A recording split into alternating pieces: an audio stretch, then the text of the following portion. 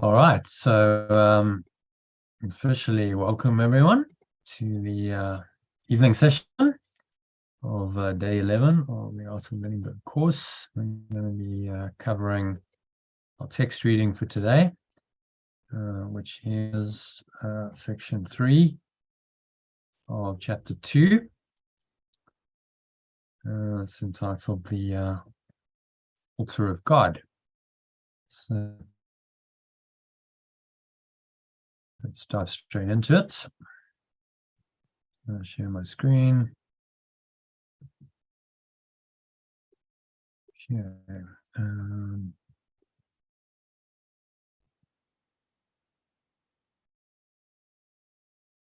All right, can everyone see that? Yeah. Okay. So who would like to kick it off with paragraph 1? It's 5 paragraphs, so not that long, but the paragraphs are quite long. So, yeah, probably going to be a couple of hours at least, I would guess, but let's go for it. So the altar of God, the altar of, I suppose we should translate the, that, shouldn't we, really? So does anyone, I'll be impressed, does anyone remember what the altar is as a translation? From what I can remember from last year or the year before, the word altar is interesting, and I thought we translated it as something like prepared mindedness for the acceptance of. No, it's simpler than that. So what is an altar in a church? What is it of the church, really?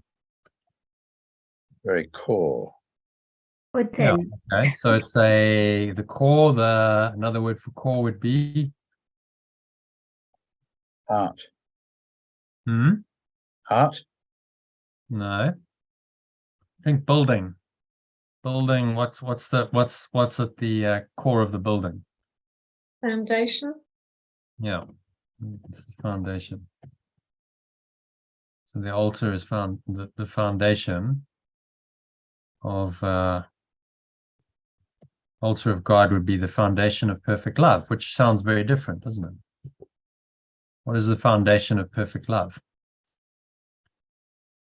That's what this is actually about. Okay, so Sally, do you want to kick it off with paragraph 1, please? Make it a wee bit bigger, please. We decided last year that a wee meant 25%. So view, zoom in, 125%. Okay, there you go. Is that better? Yeah. All right. So if you want to read the original sentence and then the alternative. The atonement can only be accepted within you by releasing the inner light. The at-one-ment can only be accepted with you by releasing the inner light. Okay, so light would be, I haven't fully Awareness. translated this. The awareness, or is it awareness? I think the inner awareness will do.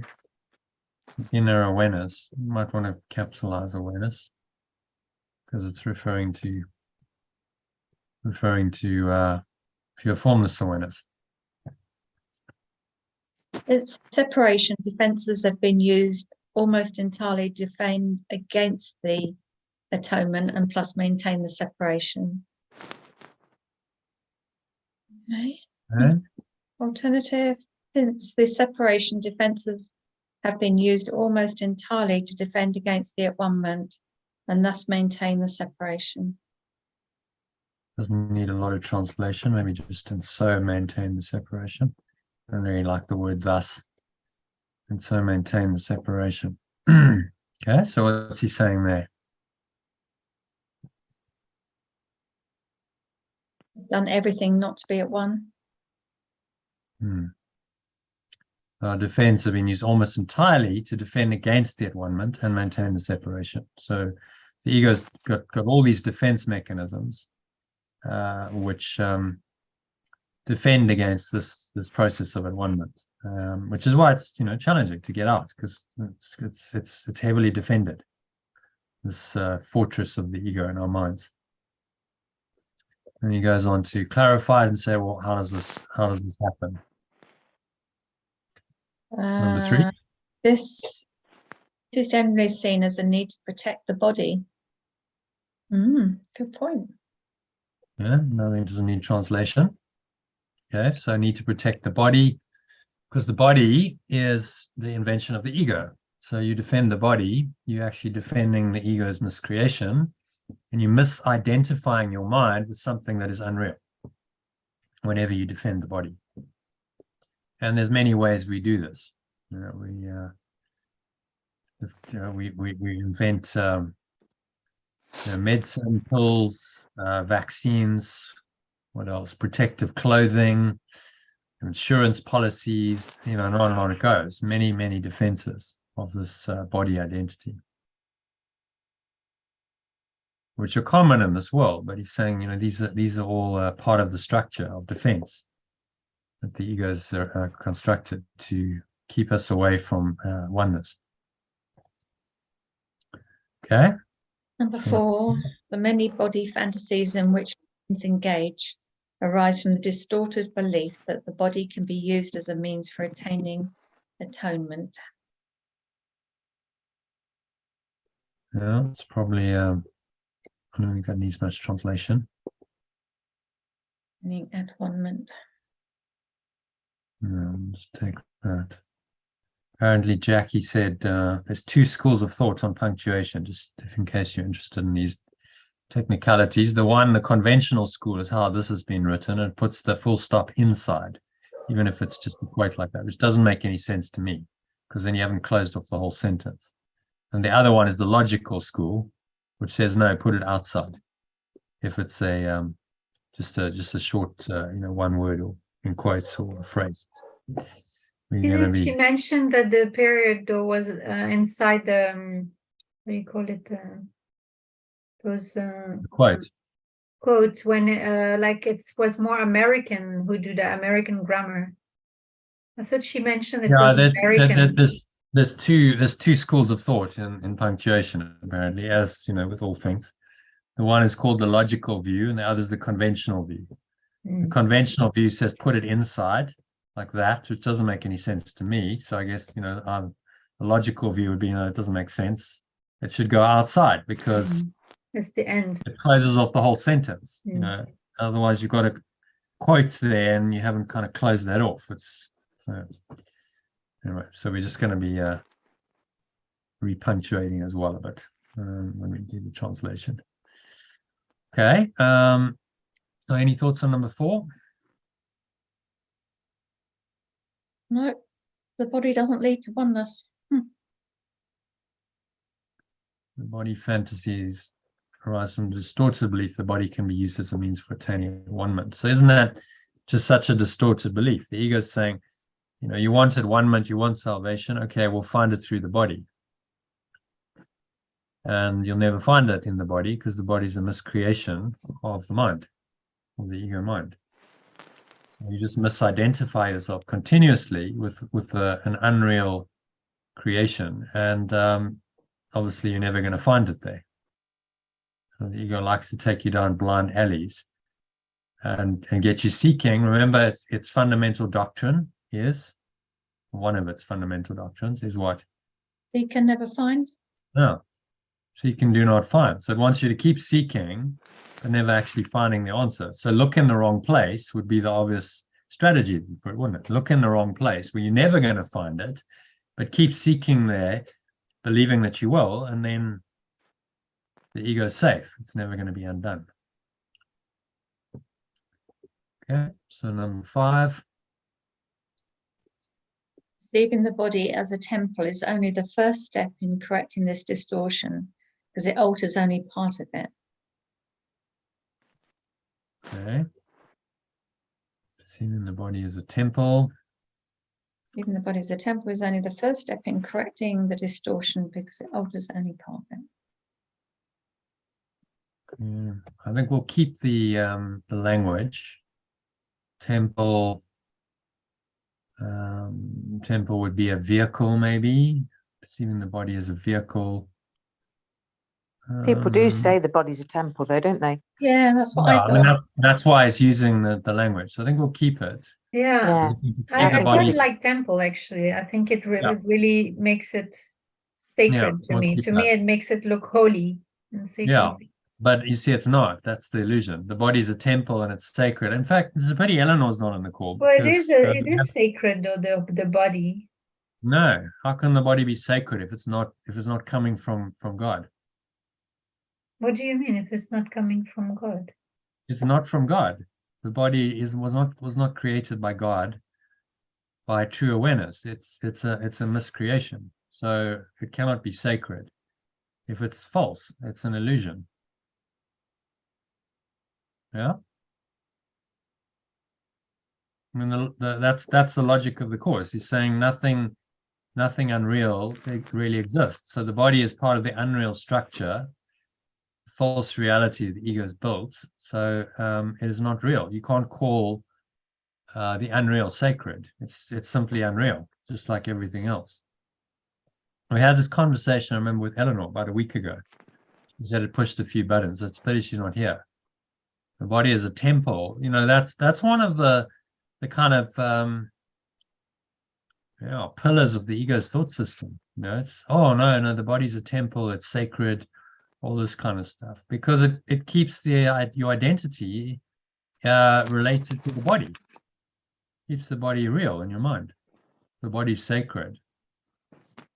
But how can what is sacred die then? How is that possible? If it's sacred, if it's really coming from God, which is what sacred means. How can it truly be sacred? So nothing in this world is actually sacred. No form is not sacred. Form is illusion.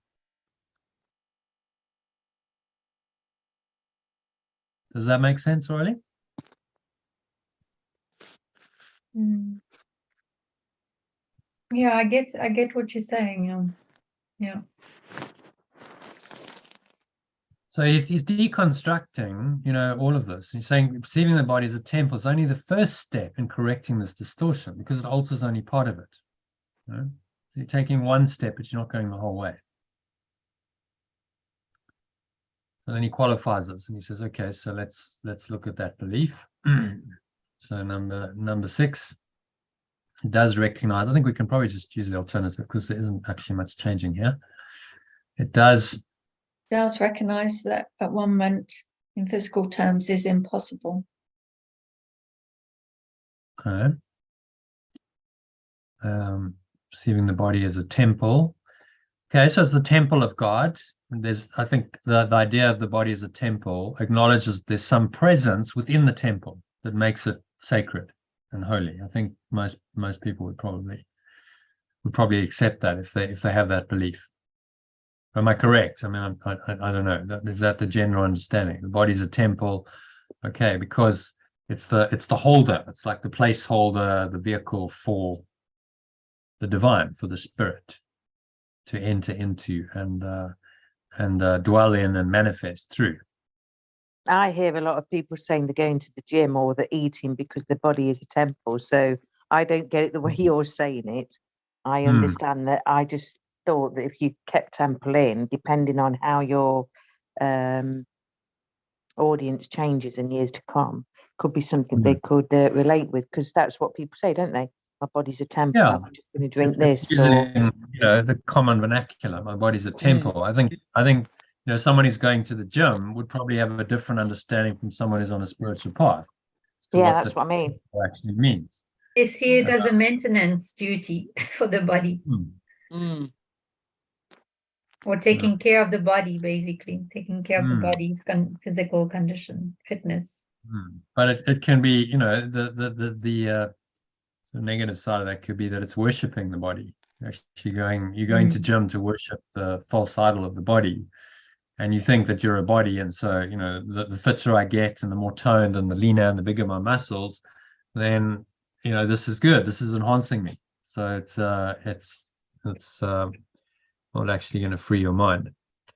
But I think on a spiritual level, the belief that the body is a temple recognizes on some level that what makes the body sacred, that what makes the body a temple, is the indwelling presence in it, the spirit in it, the life essence. That's what makes it a temple. So there's some recognition of that. So that's what he's saying here. It does recognize that at-one-ment, in physical terms, is impossible. So saying you're never going to attain it just through the physical, through the body. And then he says the next step. The next step, however, is to realize that a temple is not a structure at all. Yeah, so however, the next step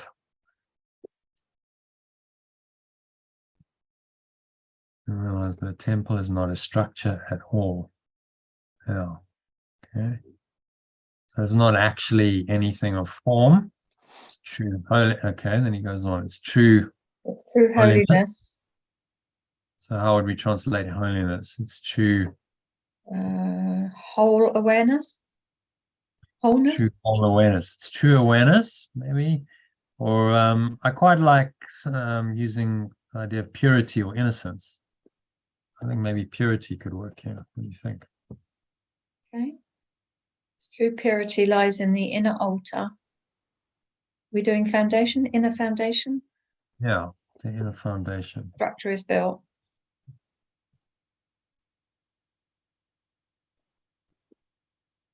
Around which the structure is built. Okay, so that's the foundation of your mind. And the emphasis on? The emphasis on beautiful structures is a sign of the fear of at-one-ment and an unwillingness to reach the foundation itself. Okay, yeah. So what do you mean by that? Emphasis on beautiful structures? Focusing on the body. Yeah, and he's outward. making he's talking about the structures we built in this world. Think of the, I mean, in Europe, massive cathedrals, these impressive structures. So much time and energy went into building the structure. And he's saying that's actually a sign of the fear of at-one-ment and an unwillingness to reach the foundation itself. Because we focus on the structure. Oh, it's a beautiful cathedral, it does honor to God, but actually that just gets you to focus on the physical, the level of form, rather than going deeper within. Mystics and the great masters, they don't bother with structures. They're like, why would I bother building a church or anything impressive on the level of form? Because God is formless. There's no point in building an impressive structure. But it's a misdirection. Isn't it a bit like a projection, though? I mean, it could be from a projection point of view that if you saw yourself inwardly as being perfection, perfect love, then you create in the physical from that perfect love. Then you're creating something beautiful from within to without. But I'm not sure you'd go to such lengths and efforts. I mean, those cathedrals took sometimes 40 years to build, and all the time and resources and the suffering. People died building them. It was huge. So, like, is that perfect? Is that what love would do? I don't think so. It's interesting when you say that the cathedral, because they're busy rebuilding Notre Dame de Paris, who caught fire and got destroyed in a big fire. That was one of the biggest. And I remember like so many people just focus on giving millions and billions to this cathedral, this one cathedral. I mean, that shows you what people value the most. Like they prioritize a building over, for example, like maybe children being educated, fed, healthy. And that's for me, that's shocking in a way too. I mean, I'm not judging, but that's shocking to see where people put their focus and money into just for one cathedral to be rebuilt. Yeah, as he says, it's a sign of the fear of at-one-ment. So we focus Yeah. on the physical form, and we don't find the inner foundation, which is formless, as long as you're focusing on form. So just a distraction.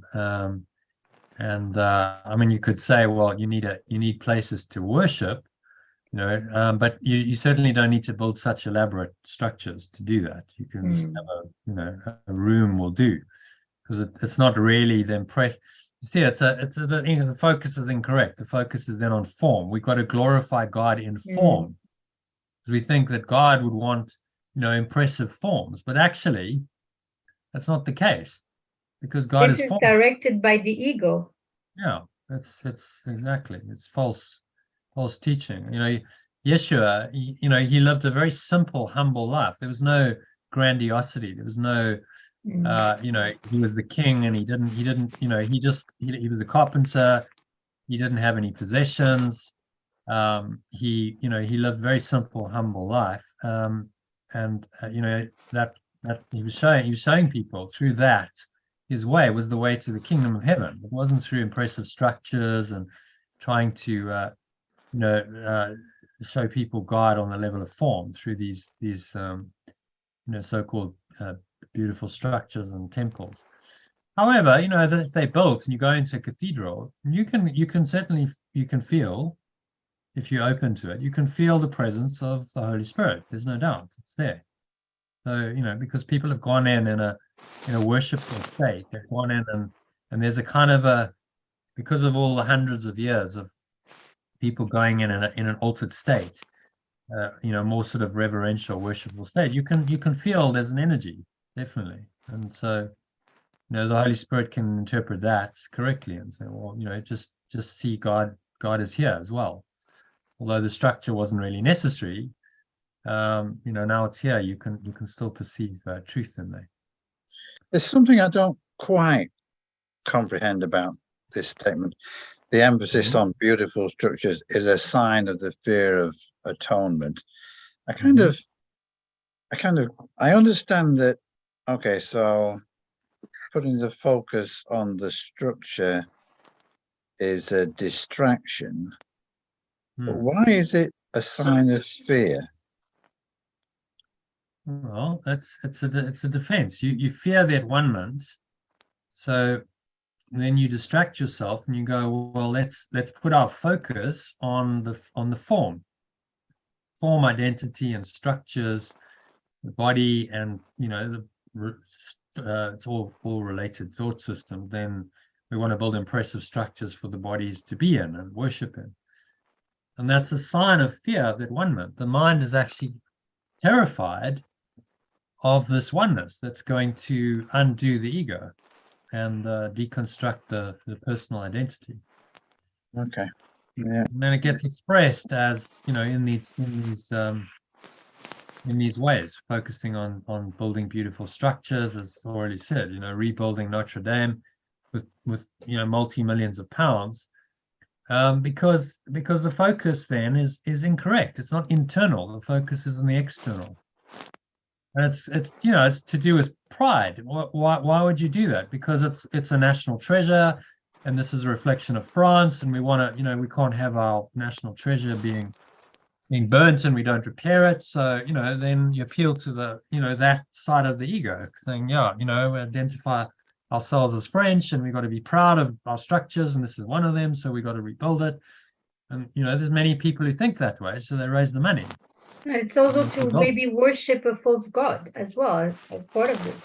You worship a false, like not the real true God. No, I mean the true love, the perfect love. It's an idol, to worship an idol. Yeah. So within the structure. Yeah. So it's worshiping somehow a false idol, because, like as it's saying in that sentence, it's if they are in fear of the at-one-ment, it's not it's external. It's not in. It's not. Yeah. Well, I had a conversation with a so-called Christian, and she's saying, "Well, I'm of God, but you're not. We're never going to be one because you're not of God." I'm like, it's just ridiculous. How can you even say that? It's just because if God is all, if the source of all life, then must be every person, every form of life must be of God. It's logically, so then where did I come from if I'm not from God? Something else created me? Something else that can give life? It just makes no sense at all. So there's, the false God, the God that is not of love, a false God that's actually just a projection of the ego, a conceptual God that's separate from you, that's, some kind of overlord that will judge you. God will judge, God will punish, all of that stuff comes in. That is just a projection of the ego. And it's associated with these kinds of structures. So people go there into a false structure and they worship a false God because they're scared of the at-one-ment. They don't really want to go there. And they find security, some kind of comfort in the structure and in the the church, usually a formal religion, and the teaching, and there's community, I suppose, and there's some kind of social life, and it makes them feel a little bit better. But they're not really atoning at all. Their belief system is not seriously being challenged by that structure, is it? It's actually being reinforced.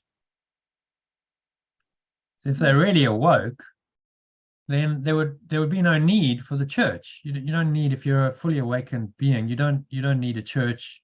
You don't need all of those rules that go along with it. You don't need the community, the hierarchy. All of that would just fall away because you know God as yourself. That's the mystic knowledge. It said, you are not God. Well, actually, I am. I didn't say that, so it freaked you out. But we all are. We are perfect love. We are the pure formless awareness of perfect love. That essence is in us. We are all that. And anything other than that, any other teaching than that, is blasphemy. It's not true. It's false. That you are not of God, that you are not perfect love, is the denial of it. Any thought system, any belief system built on that denial is false and must be seen as such and exposed. Which is what he's doing here. Okay, so does that help, John? Does that sort of clarify? No, that addresses it. Yeah. No. Okay.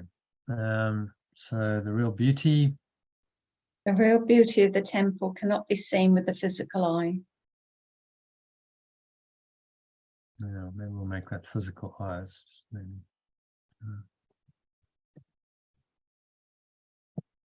Spiritual sight, on the other hand, cannot see the structure at all because it is perfect vision.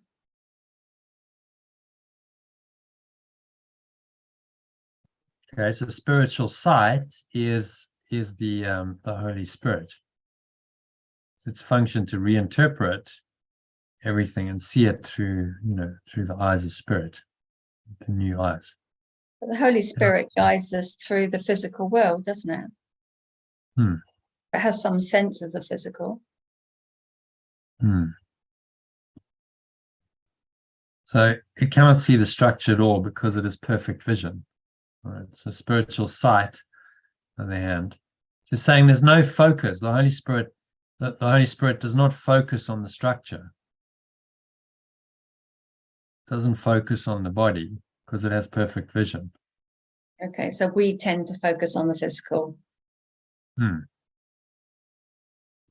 And the Holy Spirit can see the altar, the foundation, with perfect clarity. So the foundation is your true awareness, pure formless awareness, and perfect love. And it can see that absolutely clearly. And it doesn't focus on the structure. So maybe we clarify this a bit, because I think his position is maybe a bit too, cannot see the structure at all. So it can, but it doesn't focus on it. Yeah. It doesn't focus on the structure, Yeah, I think that's better. Yeah. Doesn't focus on the structure. Because as Sally was saying, I mean, you know, the role of the Holy Spirit is that interconnection, and therefore not see it at all just doesn't kind of figure. Yeah, doesn't focus on the structure at all.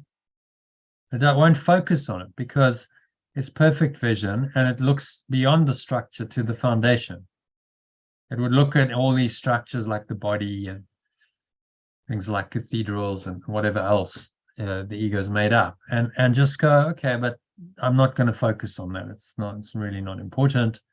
What's important is the foundation, which is the awareness that lies within. It's the inner awareness that's the important thing, and it will help you to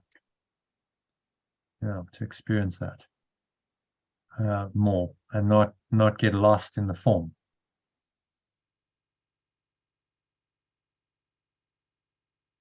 Okay, so what's he saying there? We just want to summarize this.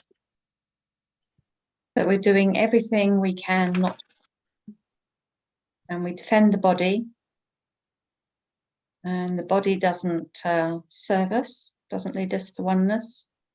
Okay, so what I'm going to ask you to do is just we're gonna do this as a little summary. Page down what I wanted.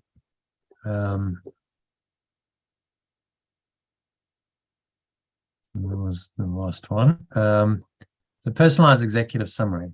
Okay, so I am doing everything I can not to be at one. this point. So my focus on the body, something like that. My focus on the body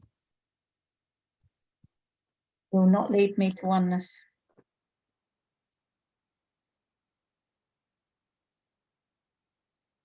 Not lead me to that 1 month.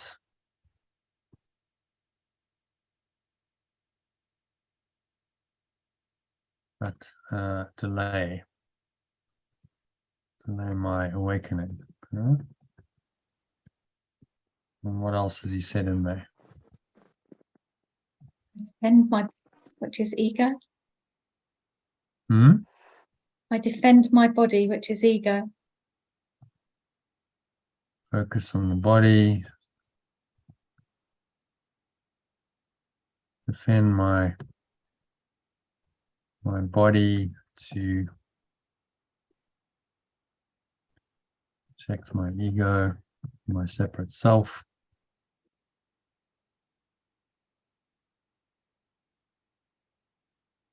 And you want to say something about the beautiful structures? Focus on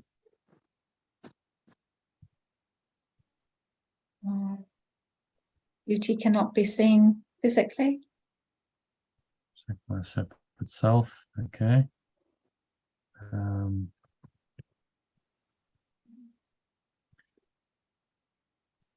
So my focus on, I just want to say something about the beautiful structures. Beautiful structures. Here's a sign of my fear of environment. So the true beauty within. True beauty of any form lies in its foundation, which is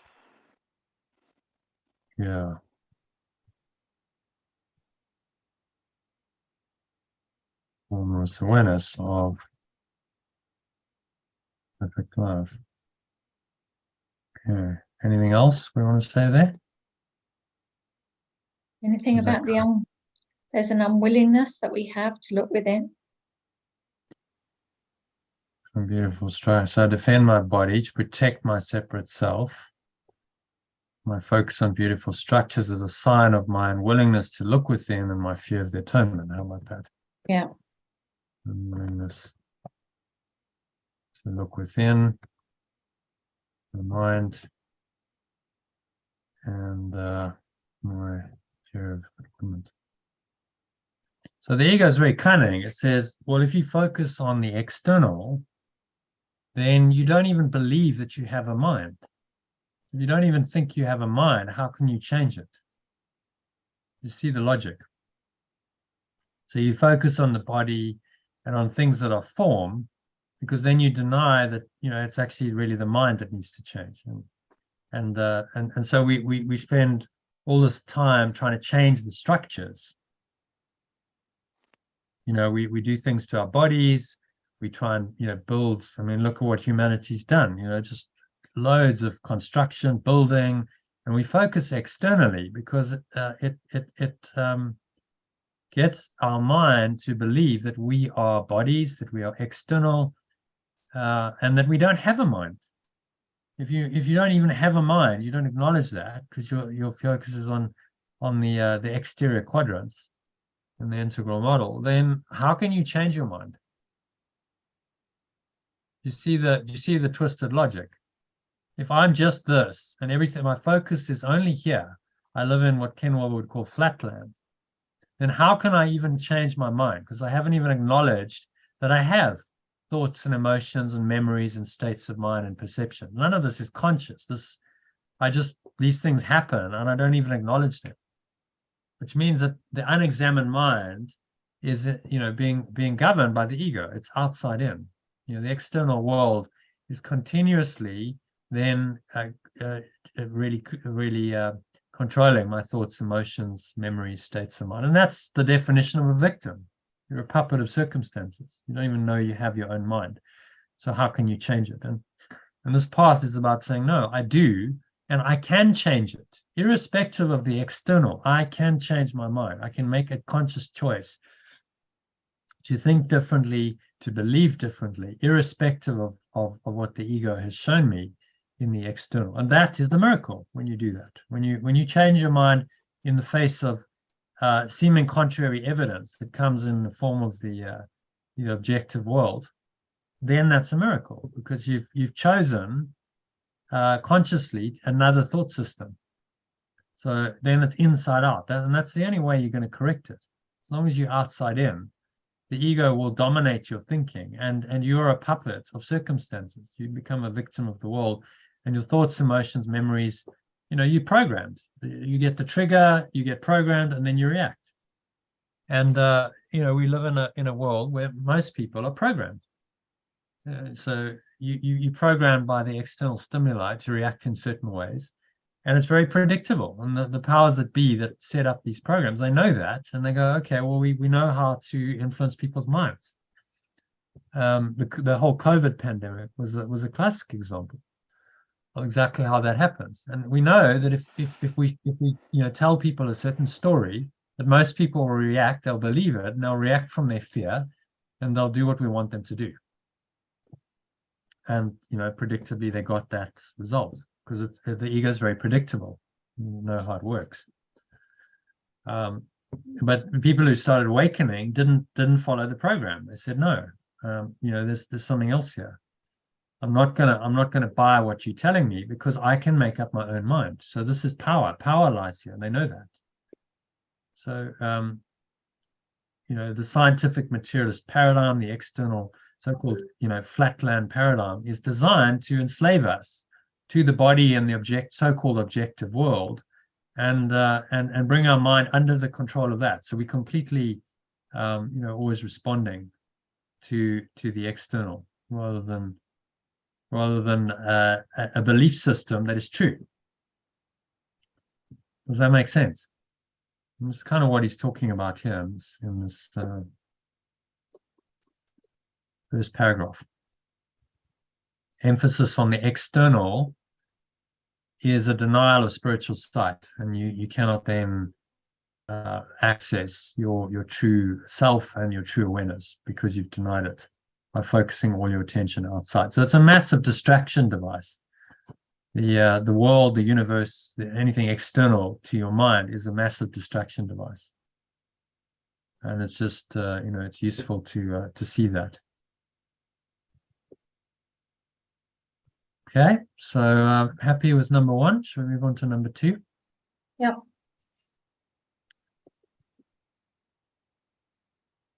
Two. So he wants to read number 2.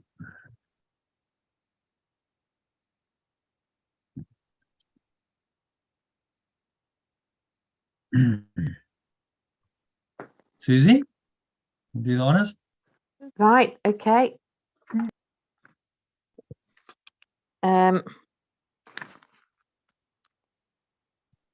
For perfect effectiveness, the atonement belongs at the center of the inner altar, where it undoes the separation and restores the wholeness of the mind. Okay, alternative. For perfect effectiveness, the at-one-ment belongs at the center of the inner. You say foundation? Yeah, well done. Yeah, foundation. The inner foundation. Where it undoes the separation and restores the wholeness of the mind. What do you think? Do you think foundation should be capitalized? Does that make it clearer?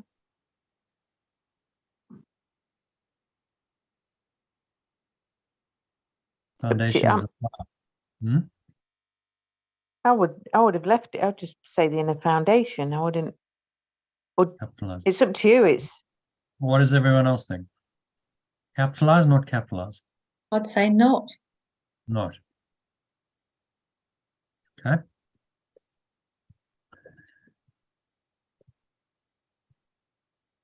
The center of the inner foundation, where it undoes the separation.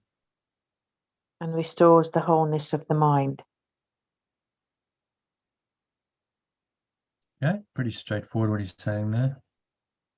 I don't get it though. Don't you? Okay. No, What don't you the get? perfect. I don't know whether it's because obviously from the afternoon I felt all this separation and that. Separation kept coming up for me, but I don't think I understand the whole. The perfect effectiveness, the at-one-ment belongs at the center of the inner foundation, or it belongs in it within, where it undoes the separation and restores the wholeness of the mind. I guess I'm sensing that I'm not doing that when I look within, or Yeah, there's a fear, there's a fear of going there because your separate identity is seriously under threat. You go back to oneness. So that one-ment, I mean, when you say it as at one-ment, that's the process of becoming at one in your mind with your source and with everything that the source created or extended. So it belongs at the center of the inner foundation, which is your mind. And undoes the separation then. There's a oneness and separation cannot coexist. So you bring oneness into the beliefs that exist in the inner mind, and you say that is false. That's a false belief. I believe I'm unworthy of love, I'm guilty, I'm sinful. It's false. None of that's true. Actually, I am one with this awareness. I am one with love, with perfect love. I am pure formless awareness of perfect love. That's the at-one-ment at the center of the inner foundation, which is your mind. And that restores the wholeness of the mind. Because if I'm one, then I'm not separate, I'm not fragmented, nothing ever went wrong. There's no need for guilt and sin and pain and suffering and sickness and death. All of that is undone if my mind is whole. Wholeness of the mind means there's no other thought system going on. There's just one awareness, a singular awareness of what the mind is. The great I am presence has come into the mind and told it that it is that and that is all it is and nothing else. Does that clarify it any for you? yeah. Okay? If there's still resistance, well, that's why you practice. Of course, there's going to be resistance because the ego's whole identity is under threat here. Your separate self believes you're Susie, that believes you're human, that has this whole life thing going on as a human being. Well, that's got to go. In perfect oneness, that doesn't exist. And the ego just quakes in its boots then and goes, oh my God, that is too radical, hectic. Get out of here. Go away, leave this behind. Don't want to know that message. We prefer to stay in our separate self because that's kind of safe and feels like it's more secure than the unknown of perfect oneness. Does that resonate? I mean, Yeah, it does. Yeah. We're actually terrified of awakening because who would I be then? And the ego is going, oh God, who would I be? I cease to exist. And it's going to try and convince you that there's no life beyond it, that it is your life, that this is all you have. But, your spirit knows better. Holy Spirit says, no, this is all false. You've just got very confused and deluded. You've gone down the wrong path. And that's why you're unhappy. And now it's time to awaken. Time to let go of this crazy idea of separation and atone, become at one again with your source. Okay, the next one, before the separation. Before the separation, the mind was invulnerable to fear because fear did not exist. Okay, does that make sense? Yeah. Okay, so pre-separation, if we tab across here to our diagram, pre-separation, fear did not exist. The mind existed in a state of pure formless awareness, of perfect love. That was all there was. That's still actually all there is. And the idea of a separate self, individual self, which led to guilt and sin, and the so-called original sin of destroying God or love or oneness, never happened. It's not even in consciousness. Never happened. So therefore, there's nothing to fear. If I didn't do anything wrong, then why would I fear? Fear only comes from this whole sequence of I believe I've really separated, and then I'm guilty for it, and then I fear the punishment that will come upon me from a false god. Hence, that's the false god that most traditional religions worship: the fearful, wrathful, separate, vengeful God that is going to punish you righteously for your sin. And Yeshua's saying none of that really exists. It's all false. The only job is to see that. Before the separation, the mind was invulnerable to fear because fear did not exist. Okay, so it hadn't come into being because the separation wasn't there, so there was no sequence of thoughts that led to fear. So all that existed was pure formless awareness and perfect love. Totally fearless. There was nothing to fear because you're just whole, perfect, complete, chilling out in that, blissing out in that awareness, and nothing else was going on.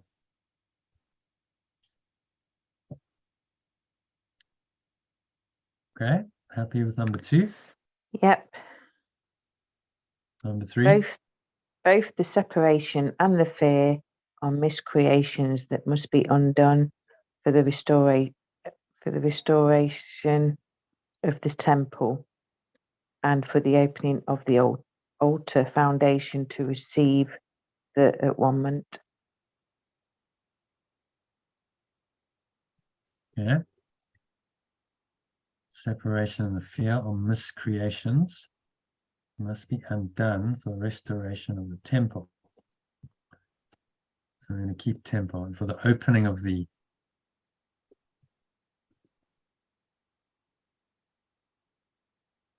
foundation,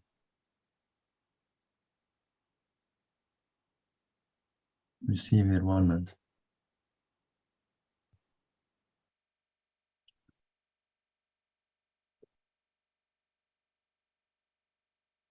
Like you're opening up your mind here. See the opening of the foundation. Let's have a look at this instrument for peace, which is I've got it up somewhere. Let's just see instrument for peace. There we go. What are you doing? It's the opening of the foundation, isn't it? Into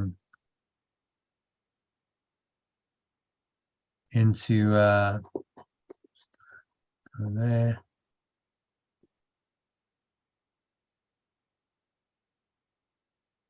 Opening the foundation. So we've got to crack this all open and go to the very core, the very foundation of our thought system, undo the false beliefs that are there and replace them with pure formless awareness of perfect love, which then comes through this loving awareness, and it changes our belief, our thought, our emotion, our perception. So that's what he means by the foundation, to receive the at-one-ment. So the oneness comes into the very foundation of the mind, the very core of the mind. Instead of believing I'm a separate self and I'm unlovable and I'm guilty and the whole story, you go, I am one self. I am perfect love. I am loving awareness. I am that awareness, and only that awareness. And that's receiving the at-one-ment.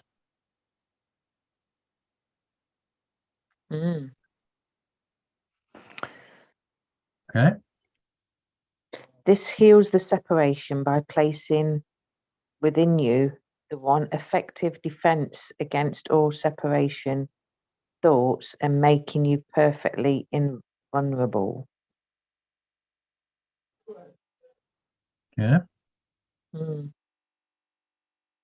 I guess for me, I'm looking at it. I've never looked at religion or anything, and I guess it's really messing with my head because I didn't believe in any. I don't even think I believed in myself. So it's but the separation, that's really interesting. Because what is when you say that when you're doing the beliefs, like your worksheet for belief, what is the number one belief when you're believing in a separation? You've believed in a separation for so long. What is the number one belief there then? Because that's what I'm noticing more and more. Yeah, it's your very core belief, and everyone has the same belief that I am not love. I am separate from love. I am therefore I'm unworthy of love. I'm not lovable. I'm not worthy of love. Core belief. Therefore, I deserve punishment. I deserve to suffer. Therefore, I fear the suffering. I fear, this punishment will come upon me. And it all comes from a false belief that I'm not love. I'm not what I am.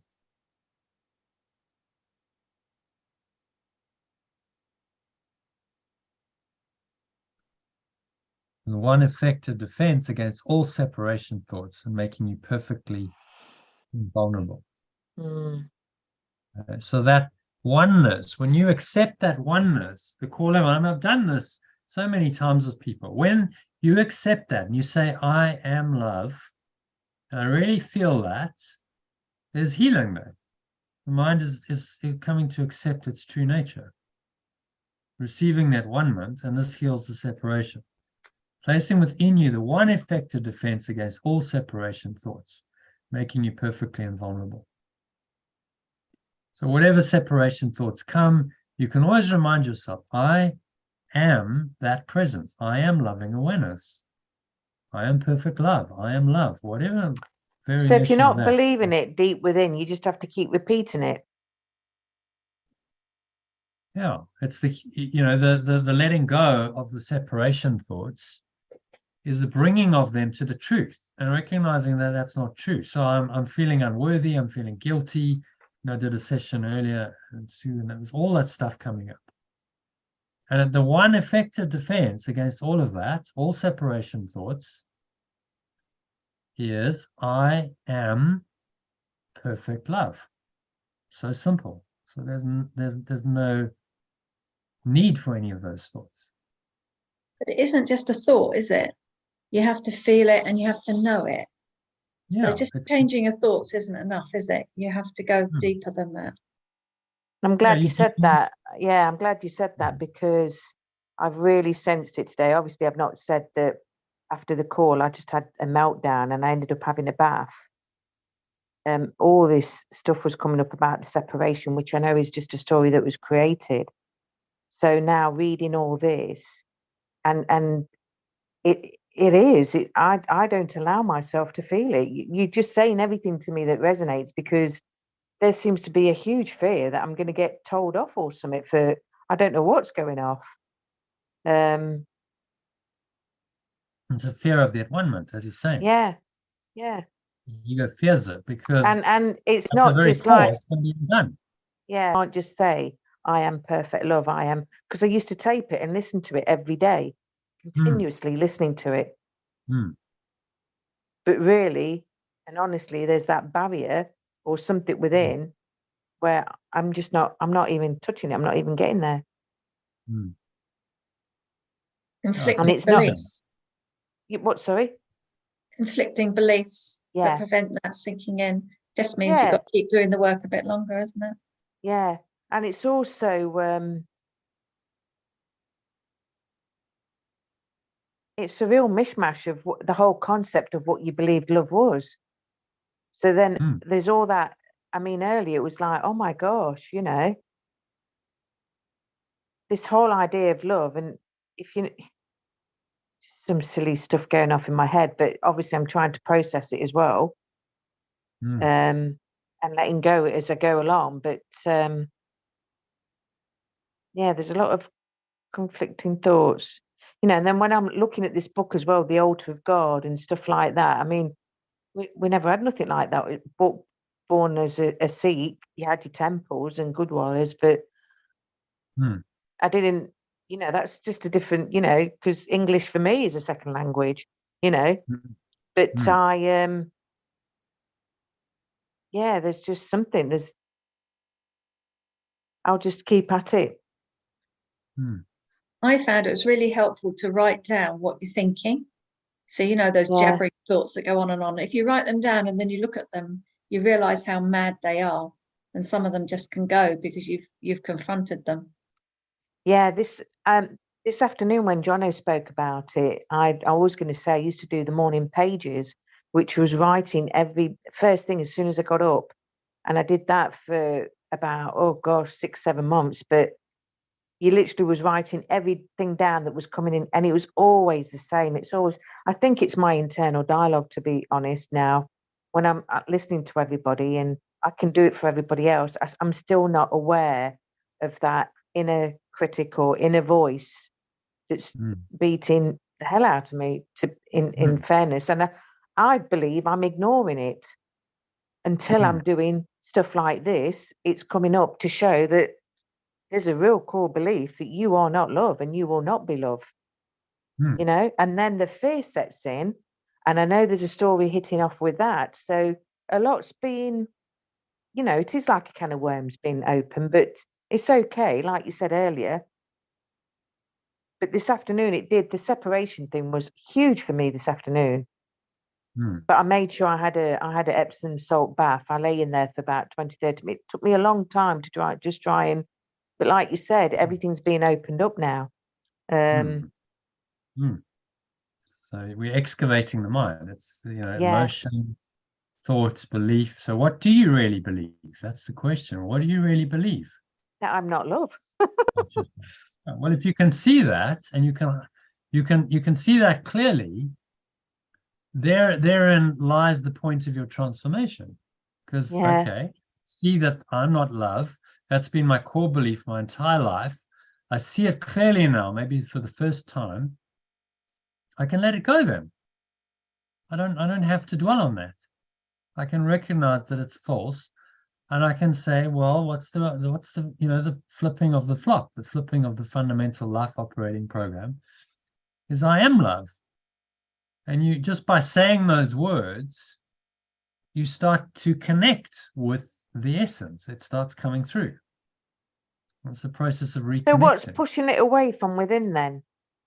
Or not Well, a even going desire. there? What this is saying is you have a desire still to be a separate self. All right. Susie doesn't want to go. You go, well, Susie's all right, she has a life, and you have family, and there's some value in the world. That's what it's telling you. The Susie character still has some legs, has some value. So no, we don't want oneness yet. We're gonna keep to our separate self. And that's the resistance. We still want it. What he's trying to train our minds to see is this belief is totally without foundation. It's not true, and it really does not serve you in any way, shape, or form. You don't actually want to be human. You do not want to go through the drama of the human existence and experience again. You don't. Who would? I mean, if you look at it honestly, who would want it? Timeline of consciousness. Why would you want a life punctuated with all this trauma, stuff going off, and then got to try and figure out what it's all about, and a pretty kind of harsh external world, and having to eventually you go through all of that and you die. Like, what's the deal? What's that all about then? You gone through all this trauma and difficulty, and then eventually the end of all of it, you die, and that's it. End of the body, end of the personal identity. So what's that all about, really? Has it never struck you as odd? I mean, like, what is that? What is a human life about? What philosophers have asked for millennia. And Yeshua's giving us the answer. He's saying, well, it's just a delusion. You split off from this. You decided you wanted to be a separate self. You invented a false world. And now you're condemned to live on this timeline in time and space with a separate character, which is, very, very dysfunctional, and has to experience all these painful things. Because that's what your ego demands. That's what your belief system demands. Once we Well, are there is definitely a split somewhere, because that connection, I just think tonight, the connection, the whole thing about it, it's really like having the belief that I married on a false pretense now, that it wasn't really love. You don't really know what it was. How do you know what it was when you weren't brought up with it? So those stories are kicking off all the time, and little things have happened where, when Paddy comes home, I'll ask him a few questions because it's on my mind. But it's all about that believing in that separation. So I believe that I'm separate all my life, and it feels like I'm still doing it. And that's what that split energy is within, and that conflict. You're starting to question it. What you're starting to do is to question it, Susie, and that's good. Okay. And before you can undo it fully, you must start questioning the belief and saying, is this actually true, this belief in separation? Is it true? Does it work? Does it make any sense to be a separate self? And you've never questioned it before because, well, how would you know? This is how you're born. You're born into a body. The world tells you a separate self. How would you know anything else until you come to a spiritual teaching like this, which asks you to do the inquiry and really question, say, well, who is Susie? Does the separation make sense? Are you really a separate self? What's it really all about? So it's all being shaken up, and that's good. And if you feel like, I don't know whether I'm Arthur or Martha, and I don't know whether I'm coming or going, that's part of the shakeup. Well, my name was changed a few times, so some stuff like that doesn't bother me. Do you know what I mean? It's just the whole fact of where I am today and why I feel this huge disconnection with myself. But this is bringing some. It's good, and that's totally different from this morning. Because this morning I was like, you shook your head a few times as if I was going off on one. But I may have been going off on one, but I'm all right about it. I don't know whether it was the tears or the bath. Something's, releasing and letting go, doing the practice. Yeah, it's all good. It's coming up. It's there to be released. There's no bad expression. You express whatever's coming up for you. That's what it's about. Oh. So So you're going through a profound undoing. This is it. This is enlightenment. This is awakening. You're going through it. It's a process, and just carry on. Keep calm and carry on, as the saying goes. John, did you have something to share? Oh, I was just thinking that you were saying, what's the point of having this life? But on the other hand, there is the concept of the happy dream. Yeah. Right. So while we're in it, I mean, Yeshua's saying, look, there's no ultimate point to this, right? Because if there was an ultimate point, then this would be reality. So there's no ultimate point. It's a delusion. But while you're in it, you may as well have a happy dream. Because you're going to be dreaming for a while. You can't just exit out straight away. So you're going to be dreaming for a while. Well, here's how to have a happy dream. You follow the plan of the at-one-ment. You forgive or you let go as these things arise. You correct your mind and you stay rooted in this awareness. This awareness is what's interpreting now your dream for you. That's what's going to bring you a happy dream. So within the construct, once you hear, it's like, okay, well, the purpose is have a happy dream and get out. But there's no ultimate purpose to it. You see, if you made it as an ultimate purpose, then it would be reality. And there would be no escape. So there's no ultimate purpose. But there's a temporary purpose in time to have a happy dream, to do the work of letting go, and to escape back to your source, ultimately. Yeah, that's good. Yeah. So, he's not leaving us and going, okay, well, just, end your life now, because there's no point. He's saying, no, okay, well, if you correct your mind, and you're coming from this place, your dream can be as happy as it can be. It's not such a bad reality. It's okay for a while. It's not ultimate reality, but you can deal with it for a while as you awaken. And when it's time to go, then you go happily. There would be no attachment to the body or the world at all, because you've corrected your mind. And you would, at death, that would be the portal, zhup, and you go back in to pure formless awareness of perfect love. Your mind is perfectly healed. And you remain there for all eternity, and it's the end of the dream. Nothing else to do. That's perfect beingness. That's the kingdom of heaven. So that's the end result. But while you're here, well, you've got some correction to do. The correction needs to be happening. That's going to help you to be happier, more peaceful, as you seem to live your life in time. You go forward in time. You're actually returning your mind. You're going above the battleground. You're returning your mind. As yesterday's teaching. You seem to be returning your mind as you go forward. You're actually not going backwards in time, you're going up, you're transcending. Whenever you reinterpret like this with the Holy Spirit, you're going up a level, which is the escape. You do feel as if you're going backwards though, don't you, sometimes? But you're not going backwards, I know what you're saying, but it does feel as if you're going backwards.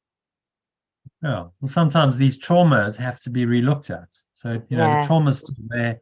It comes up and you go, oh my, I thought I was over this.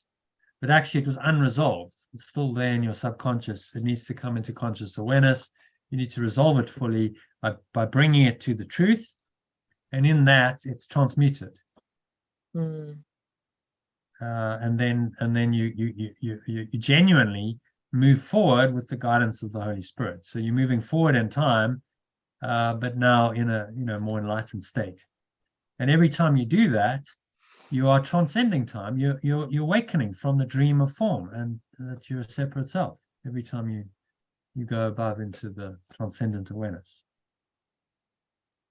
So that's movement. This is the Holy Spirit reinterpreting the dream, and this is the forgiveness. Forgiveness happens. Letting go of forgiveness is the reinterpretation of every situation from the perspective of perfect oneness. Okay? Happy with that? So let's just do a quick summary. To summarize number 2, what's he saying here? You can undo this separation and restore back to wholeness. Guess you got to believe in it first, don't you? Yeah, and this is a process. You start believing in it, the more you forgive. When you forgive, you strengthen your belief in the other reality. Mhm.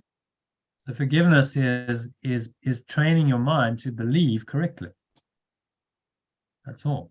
Whenever you forgive, you or let go, you train your mind to believe in oneness rather than separation. It's a practice of training your mind in that belief system. Is that clear to everyone? It's so simple. That's what you're doing whenever you forgive. It's the practical mind training of, okay, this is now you believing in oneness, in the one-ment, rather than in the separation whenever you let go. And we need that practice over and over and over again because our minds are so fixed on the belief in separation. We've got to repeatedly challenge that belief and practice it. And that's what, the forgiveness or letting go practice is.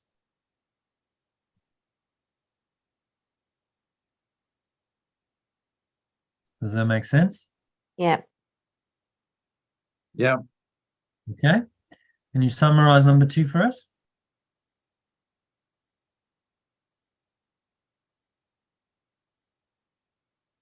What's he saying?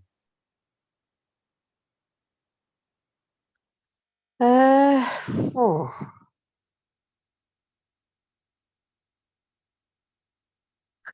Shall I help you out? Gobbledouche. Yes, please. I'm not done with it, but I am a bit Let's paste that. Okay, so for the separation, so before I decided, see, what the personalize is to make it really personal. Before I Right. decided to separate from my source, because that's what we did, my mind was invulnerable to fear because fear did not exist. Okay? So I could not fear, maybe.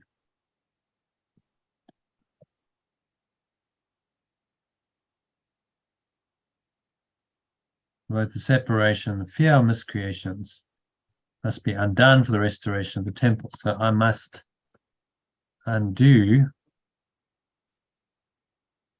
both the separation and the fear.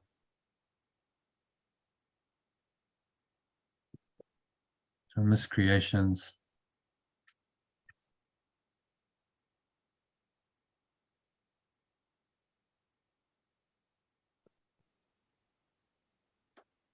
To restore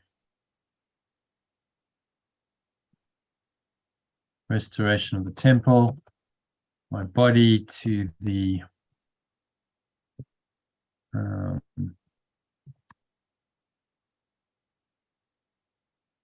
like this, the guidance of the Holy Spirit, to allow my body, maybe allow my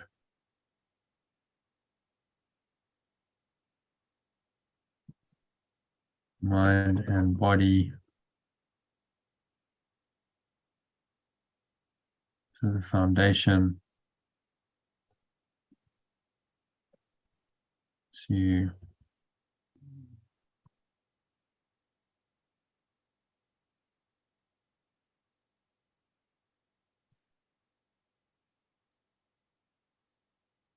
receive the at-one-ment. Maybe there's a better way of saying that. Miscreations.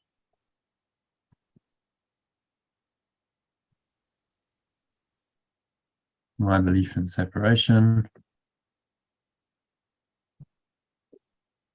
Allow my mind and body to receive the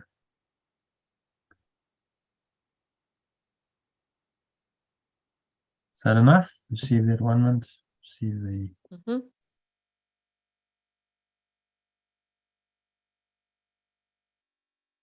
the benefits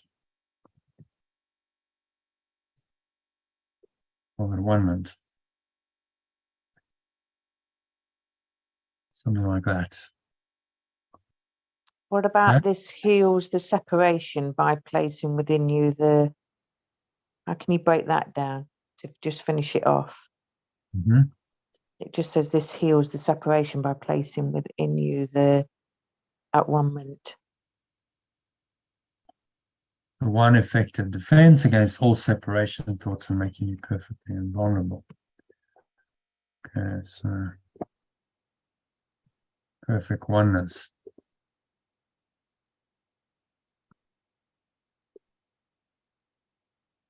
Undo both the separation and the fear, which are miscreations of my belief in separation to my own mind and body. This heals belief in separation.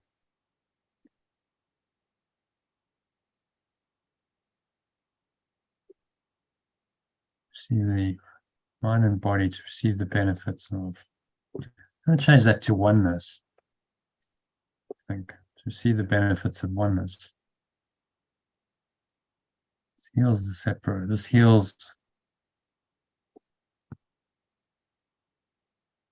my belief in separation.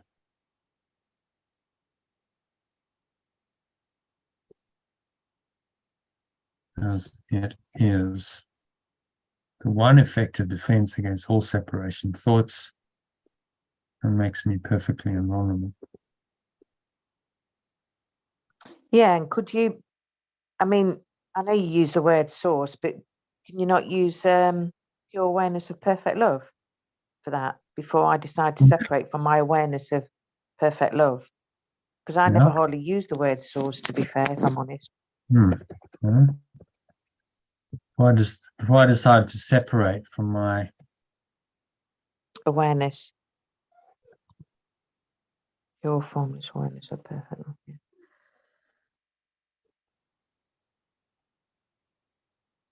when you state it like that, it's just we just decided we didn't want that awareness anymore. Or I decided to could even say deny. I denied my pure formless awareness of perfect love. That's what the separation is. The denial of that awareness.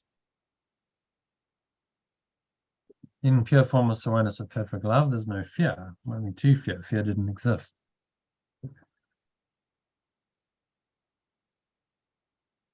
Miscreations of my belief in separation.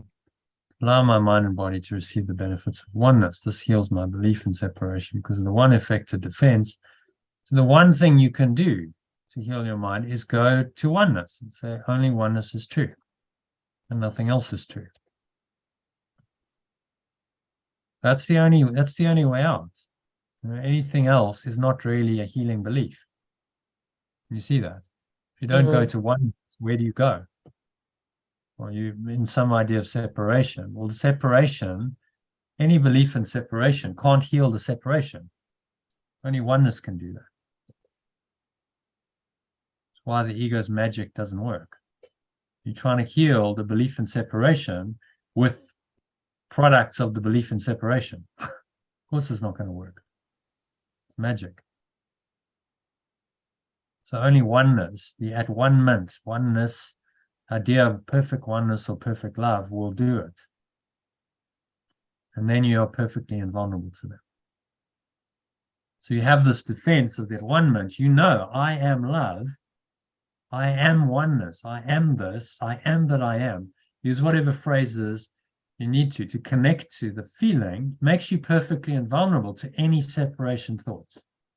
Because you suddenly go, no, it's not true. I am still this presence. I'm still perfect love. I am one. I am love. And that's the only thing that's worthy of the term healing. Okay? Thank you. Okay, move on. Number 3, page up. An acceptance of that one-ment by everyone is only a matter of time. Hang on. I done this correctly. Right, so I missed out something there. We'll go fix that quickly.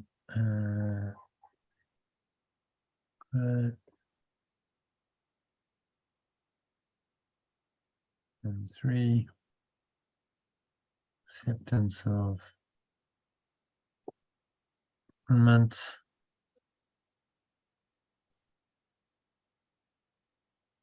Just all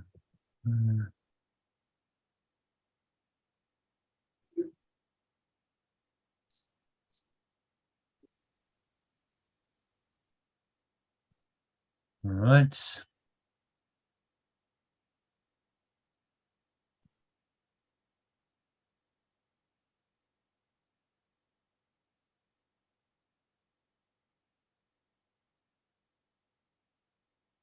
Okay, so acceptance of environment.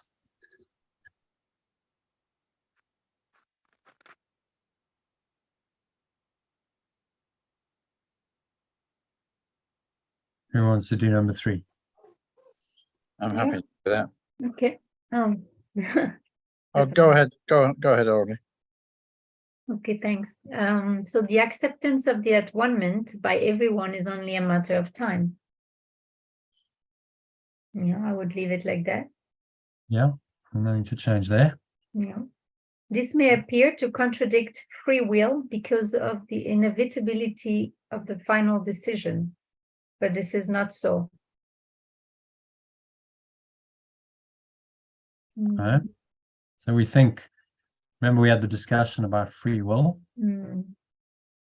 Free will is the in Free the ego's, awareness. yeah, is the ability to make a decision, to choose otherwise.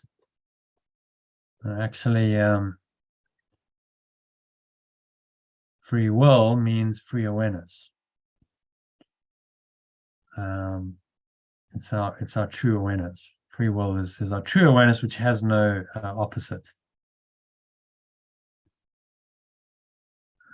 Free.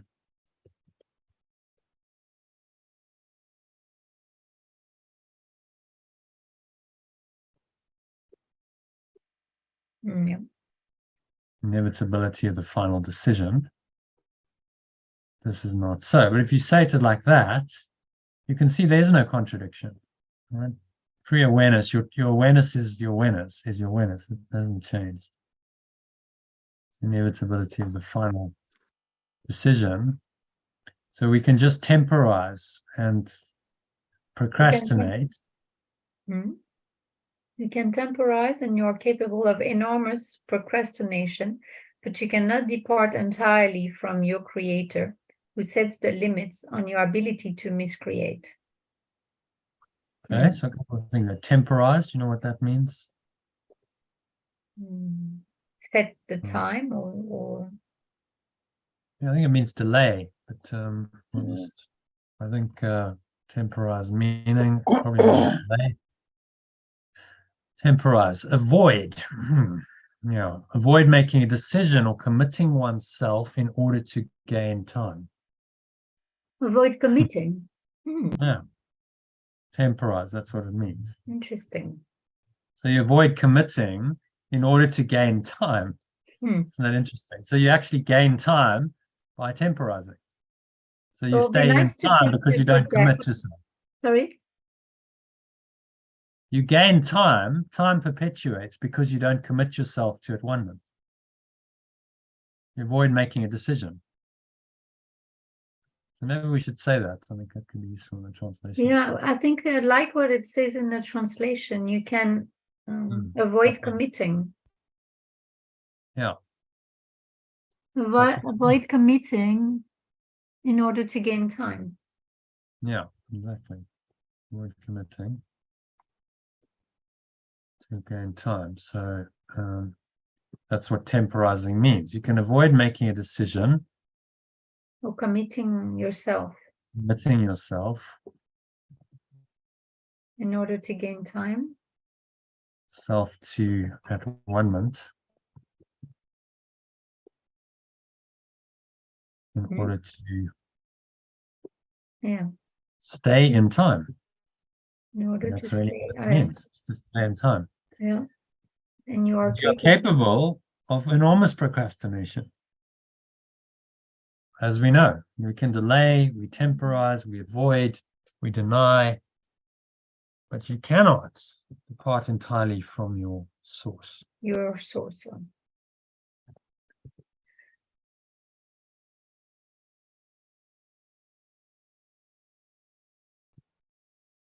Which set the Which limits on sets your the limits on ability your to ability to miscreate. miscreate. Mm. So remember what he said previously, built into the space-time belief. This was yesterday's. Built into the space-time belief is the escape from the belief, is the defense of the at-one-ment. That's built into space-time belief. So that's the limits on your ability to miscreate. You cannot continue this forever because the at-one-ment is built in as the alternative program to the ego, to the space-time belief. And eventually you will find that. It's inevitable. You will search and you will find it. And, most people find it through pain. We experience enough pain and we go, I can't do this anymore. This, this normal way, the ego's way is too painful.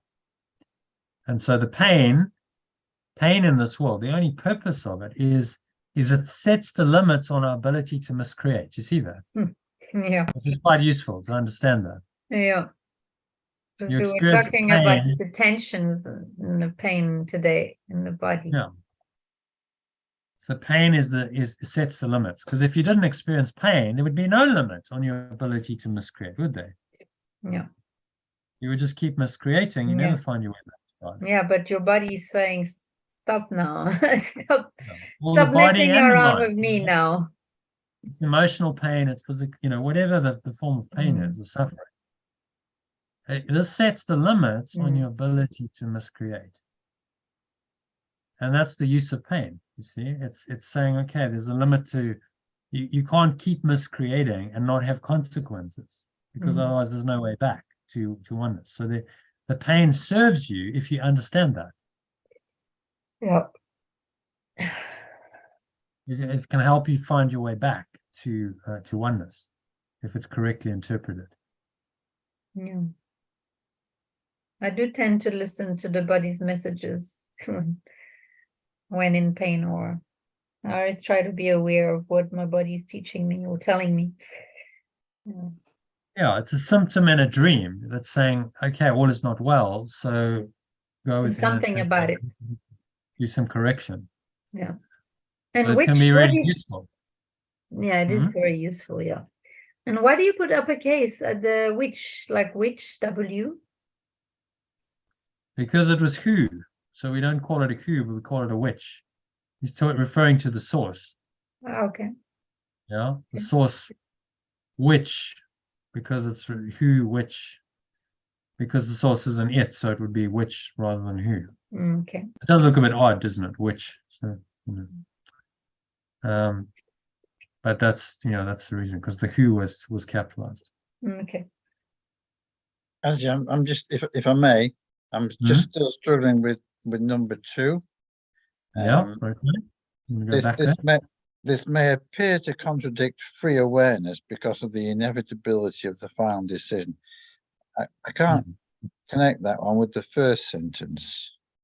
Okay. I understand the first sentence. The acceptance of the at-one-ment by everyone is only a matter of time. Okay. Clear. Yeah. So that's very clear. So I don't understand how it may appear to contradict free awareness because of the inevitability of the final decision. Maybe we should keep will there. I'm sure the awareness clarified. What he's talking about is the idea of free will.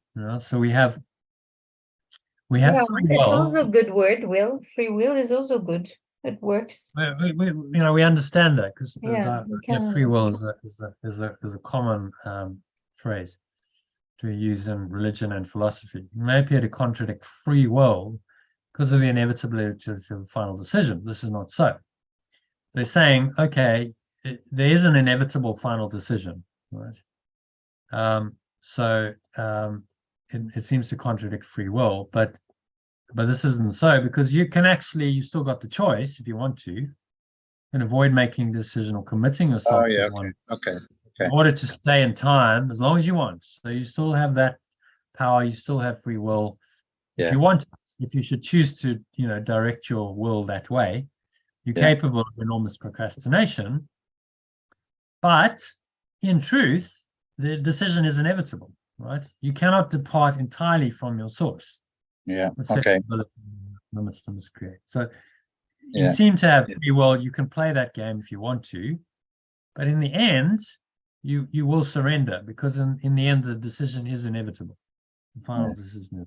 So is your will really then free in the sense that you actually did you have a valid, viable choice for an alternative? You didn't really. No. Actually, the truth was, you have and always will be that one awareness. Hence, we translate it as free awareness. But in this context, understand what he's saying. The free will is the idea that you can actually choose some other way than God. Yeah. And he says you can, if you want to, you can go and procrastinate, and you can stay in time as long as you want. And well, the evidence, we've all been doing that very very well for maybe hundreds of lifetimes. That's why we're still here. But we cannot depart entirely from our source, because it set there limits on your ability to miscreate as part of the the fundamental nature of the universe and the world. That those limits are set. And that limit shows up as pain in our experience. We experience pain. That is the limits on the ego's thought system, saying, no, you can't tolerate this anymore because it becomes too painful. So then he goes on. Number 4, an imprisoned will. Really? An imprisoned will engenders a situation which, in the extreme, becomes altogether intolerable. Yeah. Yeah. Understand what he's saying there? So, an imprisoned will. When you're not willing to atone, then it becomes intolerable after a while. Yeah, because you're in prison, and you know it, and you're not free. Yeah. An imprisoned awareness, and imprisoned mind. Yeah. Imprisoned mind, maybe. Imprisoned mind. Imprisoned mind becomes altogether intolerable. So the pain of that imprisoned mind becomes too much at some point. Yeah. And that sets the limits on our ability to miscreate. Mm-hmm. Okay. Tolerance for pain may be high, but it's not without limit. Yeah. That's what we were saying just now. So we have some people have an incredibly high tolerance for pain. They just carry on and just self-flagellating, and it's pain and suffering and drama. But even in those cases, people seem to have an endless appetite for pain and self-flagellation. It is not without limit. They will reach a breaking point at some point. Yeah. Okay, so eventually, everyone begins to recognize, however dimly, that there must be a better way. Indeed. There must be a better way. And that was the realization that kicked off the entire process of this course coming through. Bill Thetford said to Helen, there must be a better way than this, than the way we're doing things currently. I don't like the way we behave to each other. Our department is full of conflict and aggression, and we have these disciplinary hearings all the time, and there must be a better way to relate to each other. And that his asking for the better way was what allowed this course to come through. This is the better way that he's teaching us.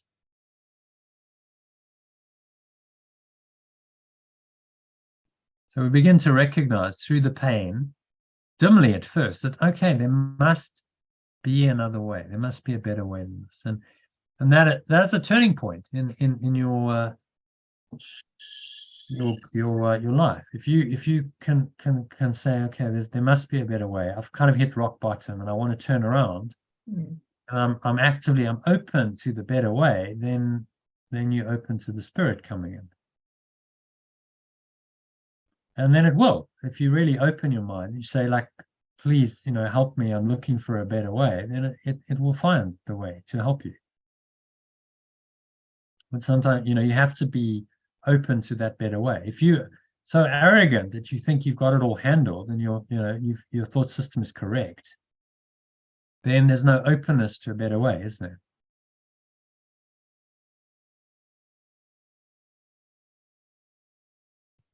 Okay. As this recognition becomes more firmly established, it becomes a turning point. Yeah. This is what I said. It's a turning point in your life. This is when then spiritual awakening starts. It's when the hero's journey starts. Mm-hmm. So this recognition would be the call. Okay, there must be a better way. I got the call to find a better way. It maybe comes out of my pain, and then I feel the call and I ask, and then something comes along and I get some intervention, I get some guidance, and that's the start then of the journey. The hero's journey of awakening. Okay, and then number 8, this ultimately reawakens spiritual vision, simultaneously weakening the investment in physical sight. So you see through spirit instead of through your eyes, physical eyes. No. Or you can put physical eyes, they ultimately physical eyes are still gonna you're still gonna see. Data still comes in, right? That's fixed. But how you interpret that data is what changes fundamentally. Spiritual vision is the reinterpretation of the dream by the Holy Spirit, which remember is just the remembrance of perfect love, the remembrance of oneness. So that weakens your investment in physical sight. You go, what my body's eyes are telling me is I recognize through this reinterpretation is not true, right? It's a setup, a whole thing. It's a construct of the ego mind to set me up to believe that I really am a separate self in a body, subject to the laws of time and space, subject to birth and death, and all the suffering in between. It's a setup. But my spiritual vision says, no, this isn't true. So it's the reinterpretation of what your eyes are seeing. That's the key. So the Holy Spirit it goes, okay, you got that perception coming in, but you reinterpret it. Don't give it the same meaning. Which is why, to look at where we are in the workbook, the first 3 lessons have all been about meaning, haven't they? What's the meaning that you give to things? Because that is the critical factor. That's the foundation of my interpretation of the sensory perceptions that I get in. They're coming in via my physical senses. The meaning I give them is where the ego and the spirit fight a battle. Which meaning you're going to give it. So we must choose to let go of the false meaning and then allow the true meaning to arise. Which is what this is all about. So this text doesn't mean anything. This book doesn't mean anything. No, not the form of it. But the truth that comes through it means everything. Right? The message that comes through it means everything. The book itself, it's just a book. The words, just words. But the message that they convey is the meaning of it. That's what's important. But remember, the other lesson is I have given everything the meaning it has. For me. Yeah. Yeah. So remember, that's primarily to help you undo the ego. Yeah. So I've given everything, and the ego is given the world I see, and he's asking us to look around. Okay, I've given everything I see, the chair, the table, the body, all the meaning that it has for me. It's a recognition that I've created this reality. I've given it the meaning. It's important to me. It's valuable to me because I've given it that meaning. So it's designed to help you to undo this. Yeah, well, that's what we're doing as well. We're giving a meaning to a text. Yeah, but it's because it's coming from truth, it's not actually our meaning, it's the truth. Yeah, it's not a self-created meaning. What's coming through here is ultimate truth. And whether you believe this or not, it's still true. So your choice is, do I accept it or not? That's all. Do I accept this Yeah, truth it's that's true coming if we through? make it true or if we perceive it as true. Yeah, but whether if you perceive it as false, if you perceive the truth as false, the truth is still true. Mm. Your misperception doesn't actually affect it at all. It's still true. And one day you will come to perceive it as true because, as he said, you know, the source has set the limits on your ability to miscreate. So you can't keep believing in what's false forever. Yeah, indeed. So, you know, he's saying, look, this is, you can temporize and you can procrastinate, but why? Why do that when this is inevitable? Why not just surrender now? Just accept it. Yeah. Okay, and then number 9, this is quite interesting. This might be relevant for you, Susie. The alternating investment.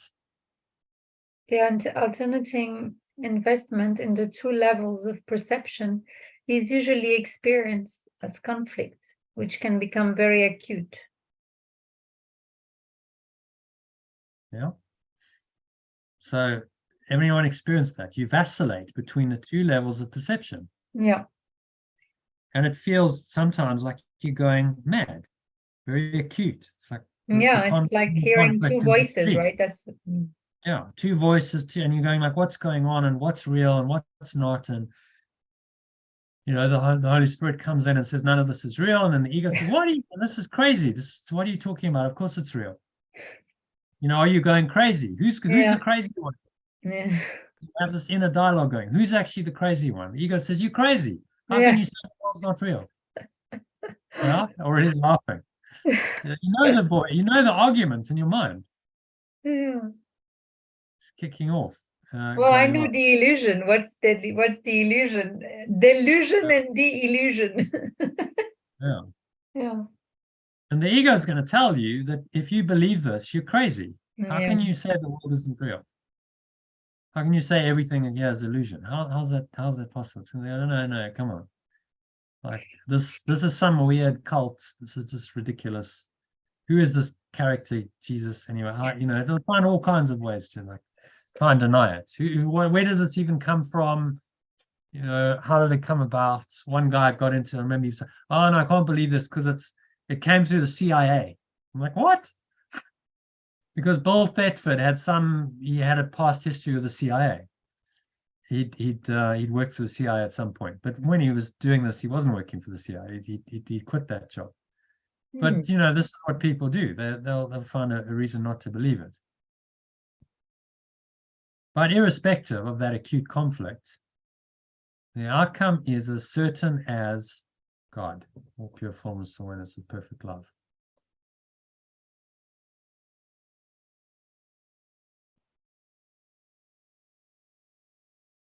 But the outcome is as certain as God. Yeah. As pure formless awareness of perfect love. Yeah. Right. That is the truth. That's the only truth. And so it's certain. The outcome, you will return there. It's a done deal. Has to. If that's the ultimate truth, then everything will eventually return to that. That's the plan of the at-one-ment. So it's saying to us, just, you know, surrender. Okay, we'll just allow that. Don't resist it. Allow this process to happen. Don't stop it. Okay, so do you want to summarize this? And we'll just put that into our executive summary. Accepting the atonement will save me time. Okay, nice, I like that. So let's just go down.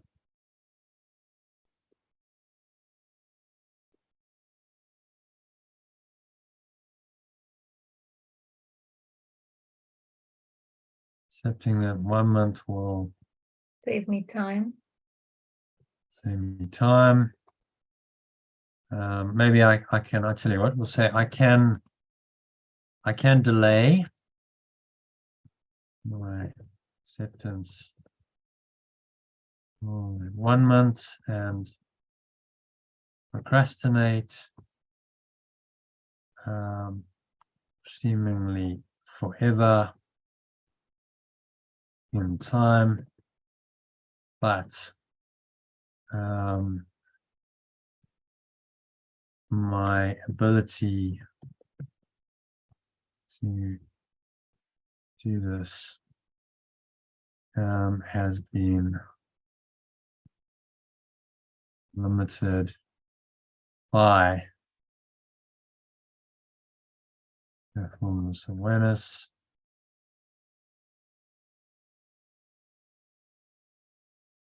perfect love. I don't understand why you say by pure formless awareness of perfect love here. Well, it's been limited by source. We could call it source if you want. I thought it was the ego that's limited this ability, not source. No, we're talking about the ability to miscreate. My Yeah. ability to delay my acceptance. So it's the ego that miscreate. Yeah, but my ability to continue miscreating and delaying my acceptance of that 1 minute is limited by my source. Because it has to put a limit on my ability to miscreate, you see? So it's the source that's done that. Mm.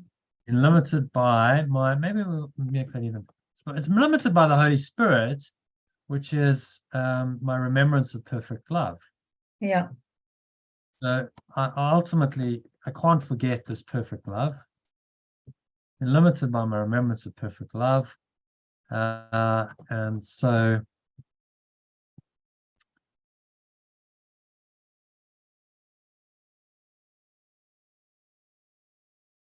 ultimately,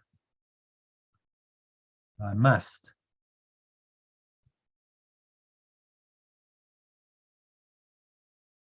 accept their 1 minute.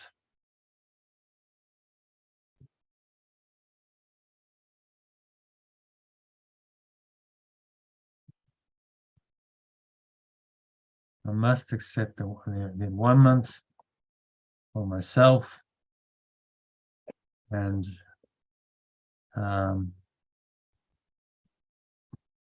my own free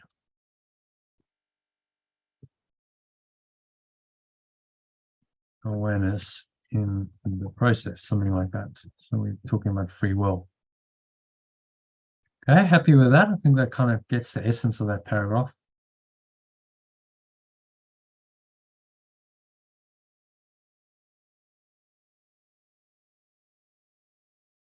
Happy with that summary? Mm.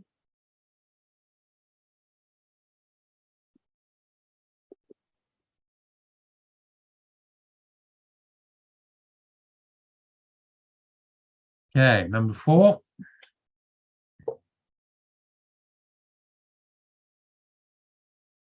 Who remains? Let's ask Elaine. Elaine, can you read for us? Spiritual vision. Yeah. Spiritual vision literally cannot see error and merely looks for at-one-ment. Okay. Oh, it's the same, isn't it? Spiritual vision literally cannot see error and merely looks for atonement.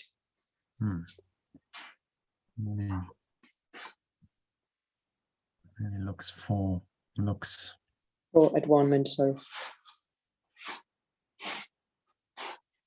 Yeah. So it overlooks the error and it looks for at-one-ment. Yeah.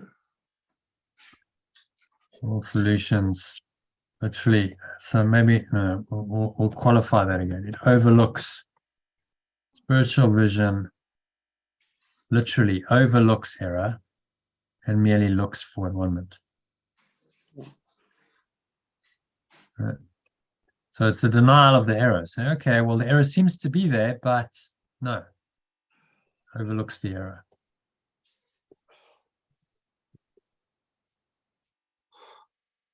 Merely looks for at-one-ment in every situation. So it's always interpreting every situation from the perspective of oneness and saying, look, oneness is still true, even though it doesn't seem to be, it's still there. Okay, next one, all solutions. Sorry, Oh, my, not believe it. all, Scotty's jumped up and oh, excuse me. all the bloody bags all over Classic. Okay. Let's ask someone else to read. Susie, you want to read? All solutions the physical eye seeks. Where are we again? Sorry. Number 4, all solutions the physical eye seek dissolve. Spiritual vision looks within and recognizes immediately that the foundation has been defied and needs to be repaired and protected. Nice translation there. So it looks within, spiritual vision, and it sees the foundation of your mind. Okay, so at the very core, if we're going to look at this wisdom for peace diagram, it sees that you have a false belief.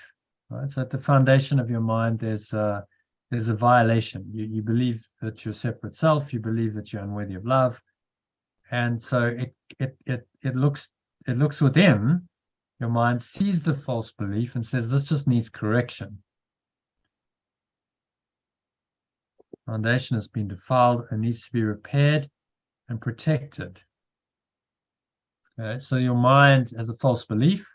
The reparation of the mind, the repairing will correct the false belief, repair it and believe truly. And that protects the integrity of your mind from the ravages of the ego. Okay, so perfectly aware of the... Perfectly aware of the right defense, it passes over all others, looking past error to truth. Passes over, maybe overlooks. Mm. Passes over, overlooks.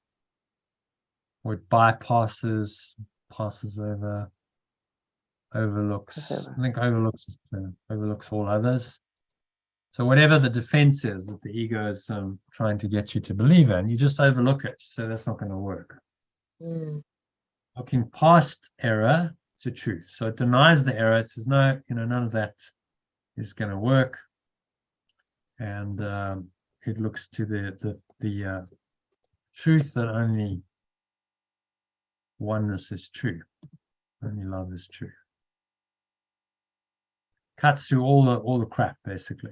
All the ego defenses, anything that's not going to work. Because there's many teachings and there's many paths that don't take you right to the core, do they? You've probably been on some of them.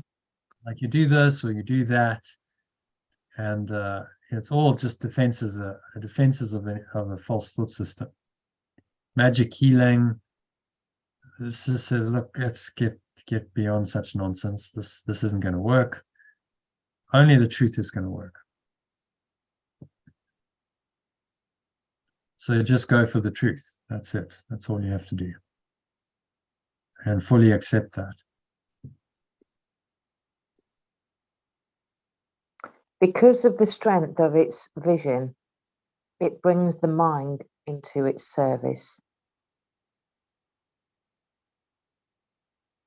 Yeah, so its service, strength of its vision, spiritual vision, right? So that's what he's talking about is spiritual vision here, which is the Holy Spirit. Okay? Spiritual vision, which is actually the remembrance of perfect love. That's what spiritual vision is. Then we can say all the Didn't we have spiritual vision here? I thought you did at the top. Did you not? Where was the first mention of spiritual vision? I can find that. Spiritual sight, I think he had before. Spiritual sight. Spiritual sight, on the other hand, doesn't focus on the structure at all because it is perfect vision. The spiritual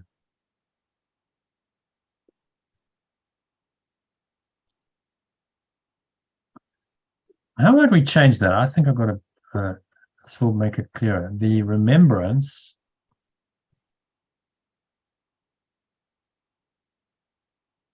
of perfect loves. What does spiritual sight actually mean? It's got nothing to do with the body's eyes. It's remembrance of perfect love's interpretation, on the other hand, doesn't focus on the structure at all because it is perfect vision.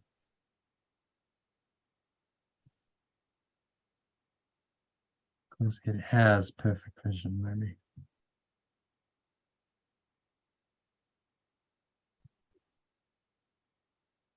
Can, however, see the foundation with perfect clarity.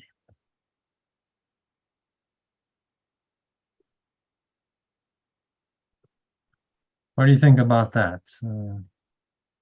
Yeah. Remembrance of perfect love's interpretation for spiritual vision, spiritual sight. Perfect.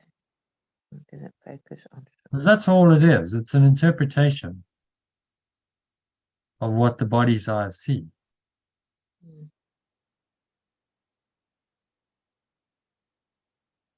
And then we can translate that. 3, spiritual vision. So, remembrance of perfect love's interpretation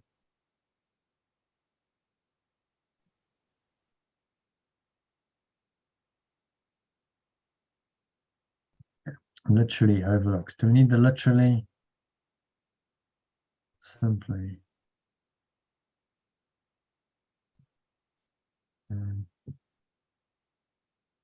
That's all it does. It's very simple. It overlooks error. It merely looks for at-one-ment. So it says oneness is still true.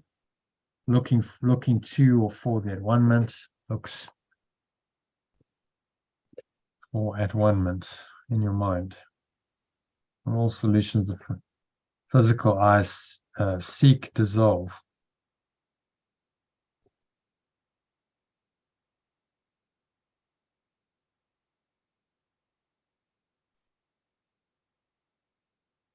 Spiritual vision looks within. Hiya, Jackie. Hi, Johnny. I'm going to just. Just muted yourself. Yeah, I'll just mute myself. Hang on. no problem.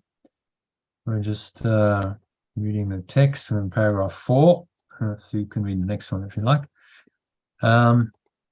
So all solutions of physical eyes seek dissolve. Let's ask Elaine, are you back? Do you want to carry on reading? You were reading this one, then you got. Sorry, Oh, yes. You Yeah. had a little drama kicking off there. We're Oh, on number yes. 6. Quite normal. We're on number Yeah. 6. Yeah. Yeah. Oh, right. He apologized for swearing. Right. That's okay. No problem. Okay, number 6. Yeah, so this reestablishes the power of the mind and makes it increasingly unable to tolerate delay, realizing that it only adds unnecessary pain. Yeah. So it's the true power of your mind, and you just don't want to delay anymore. You're like, well, to delay in time is to add unnecessary pain. I'm on the fast track. I want, complete freedom. I want to awaken. I want to leave this world behind. Which is interesting because you were saying that earlier, weren't you, Susie? Like, I just want it to be done now. I want it over. Yeah, I certainly did. Yeah. So it's a sign of awakening, but you have to be somewhat patient because it's not going to happen overnight. But it's good that you're not, not tolerating the delay anymore. You're saying, no, I want to quicken this. I don't want to delay, because that means that you're willing to keep learning and keep pushing into out of the ego's comfort zone and into the unknown and learning this. So, but it can bring about some acute feelings. You go, I really don't want to be here, and this metaphysical angst. That can all happen, and that's all the process of the undoing.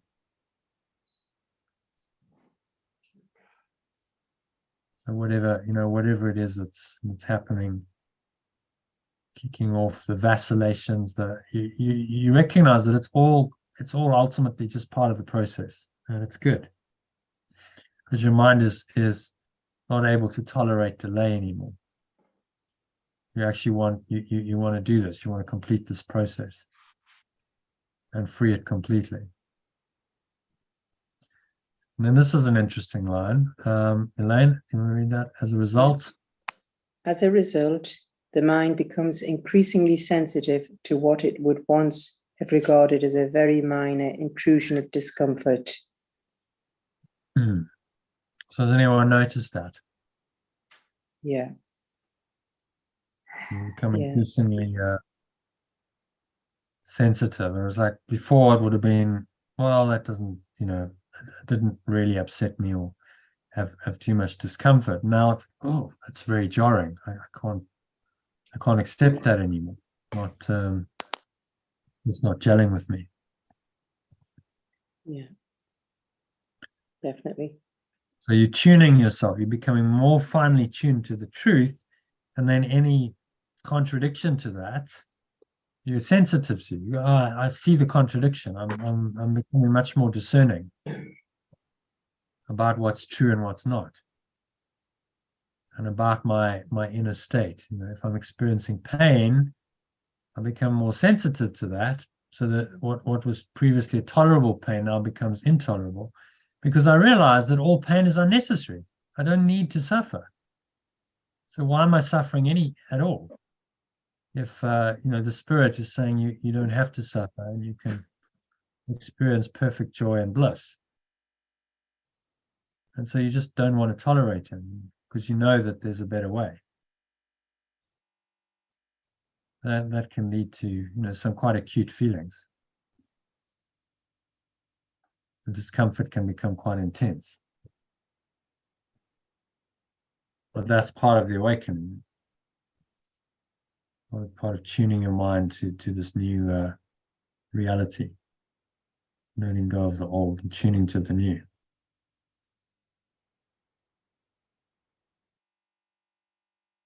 Okay. So any thoughts on number 4? Can you give us a little summary?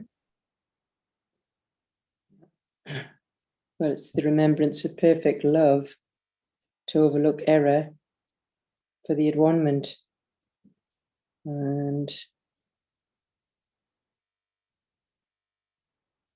looking past error to the truth and strength of its vision, brings its mind into service, reestablishes the power of the mind. As a result, the mind becomes sensitive to what was minor intrusions is now, more sensitive. Yeah. Your mind is being fine-tuned. Yeah.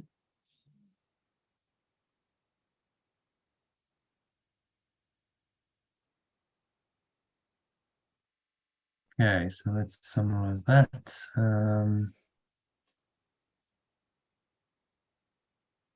Merely the foundation has been there, and then it says we must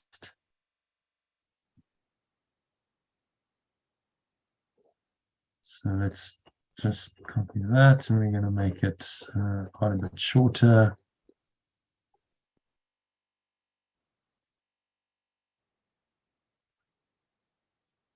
So, it's a perfect love.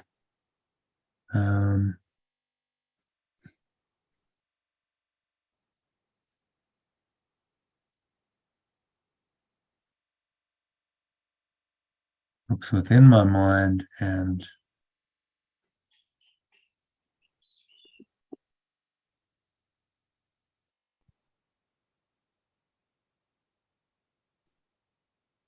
recognizes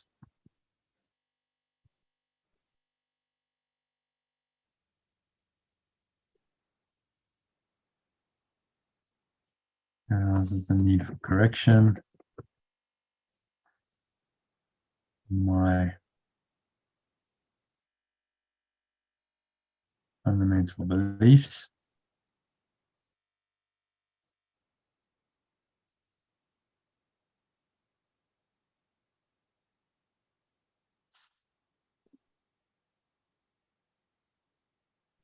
which reestablishes the power of the mind, power of my mind, and makes increasing unable to tolerate delay.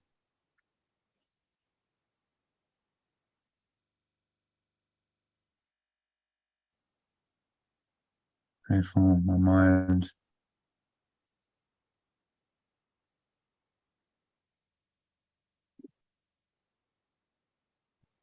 becomes increasingly sensitive to what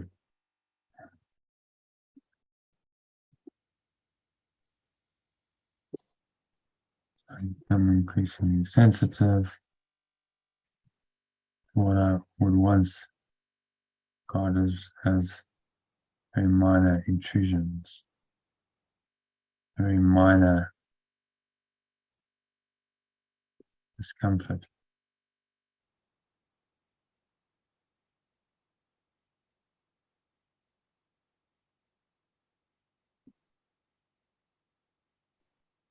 Okay, so if you want to read that, Read the read paragraph. that just a summary paragraph. Yeah. The remembrance of perfect love looks within my mind, recognizes the need for correction of my fundamental beliefs, which establishes the true power of my mind and makes it increasingly unable to tolerate delay. So I become increasingly sensitive to what I would previously have regarded as a very minor discomfort.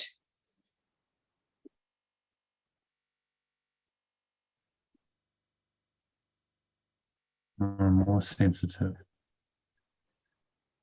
So that can seem to be quite disconcerting because you can go, well, I should be free and happy and light, and I'm becoming more and more sensitive to these, to what's happening in the dream, and surely that's not right. But he's telling us that this is a common pattern. Become more and more sensitive to what you would previously regard as very minor discomfort.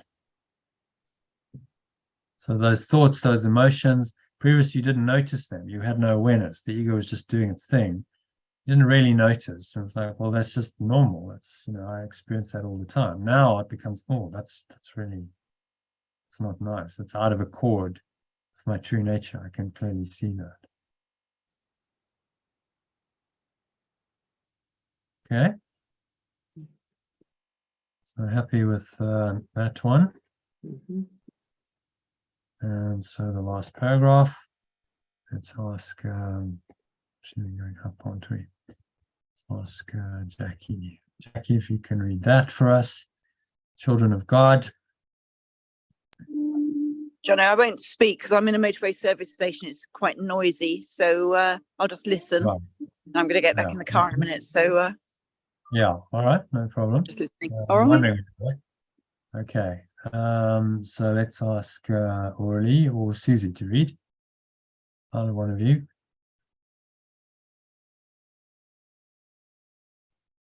Okay. This is the right one. Mm-hmm. Children of God. Oh, yeah. I have this deja vu feeling. It's weird. I felt like I read that yesterday. Right, the children of God. Yeah, it's weird because it talked about the children of God, I think, yesterday as well. We replaced that, I think, didn't we? Yeah, these are the children of God are the extensions of perfect love. Was this yesterday or the day before yesterday? Yeah, I thought it was yesterday, but I think at some point he had It children was of God. Yeah. yesterday, right? Was it? Not sure. I'll tell you if you really want to know. Where are we? So let's go back to yesterday. Does it have children of God? It has separated sons of God. I'm not sure he used children of God. Maybe I just have a deja vu. No, I don't Deja think I've heard Children of God yet. So it's in one of the previous sections. yeah, That maybe is, not. might have been the preceding one. Separation, atonement, creator and creation. And he talks about Adam, son of the father, son's creations, a lot of son father stuff. That he used children. But anyway, we know what he means. It's the sons of God. It's the same thing, children of God. We're all extensions of the source. That's why when people say, if you say you're not of God, well, then what am I of then? Exactly. Where did I come from? How do you explain that? That I have some kind of awareness then. I'm not of God. Can't explain it. So the children of God. I was child of God. It was on the distortions of miracle impulses. Child of God. Child of God, right. It was part section 7. Chapter. Yeah. So the language he uses the same language. The children of God are entitled to the perfect comfort that comes from perfect trust. Yes, alternative, the children of Pure formless awareness. Didn't we change children by extensions or something? No? Yeah, we need to change that as well. The extensions of perfect love are entitled to the perfect comfort that comes from perfect trust. Yeah. Makes sense. When you have perfect trust, you feel perfectly comfortable. There's no fear, and we're entitled to that perfect state. Yeah. Until they achieve this, they waste themselves and their true creative powers on useless attempts to make themselves more comfortable by inappropriate means. Yeah. So what is he saying there? Until they reach the perfect love, they actually don't know what their true creative power is. And we waste ourselves. We waste ourselves, yeah. No, they waste themselves. So you waste their lives, maybe.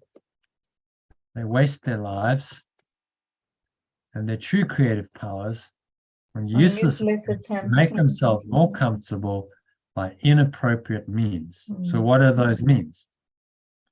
Well, just look at the world of form. What do? We try and make the body more comfortable.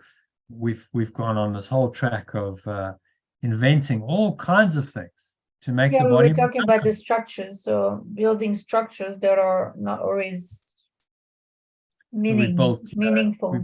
We've built homes for ourselves in the illusion.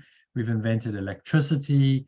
We've got all kinds of gadgets and appliances and devices and things to try and make us more comfortable by inappropriate means. That's what he's saying. We're trying to use form to make us more comfortable. And these are useless attempts because nothing is really going to work here. We are not comfortable in an alien environment. We're never going to be comfortable in the dream world because it is the denial of truth. It's the denial of who we are. So we will always feel that discomfort and that sense of not belonging and alienation and all of that until we accept the truth. So the magic that the ego has invented, the inappropriate means, is not going to work ever.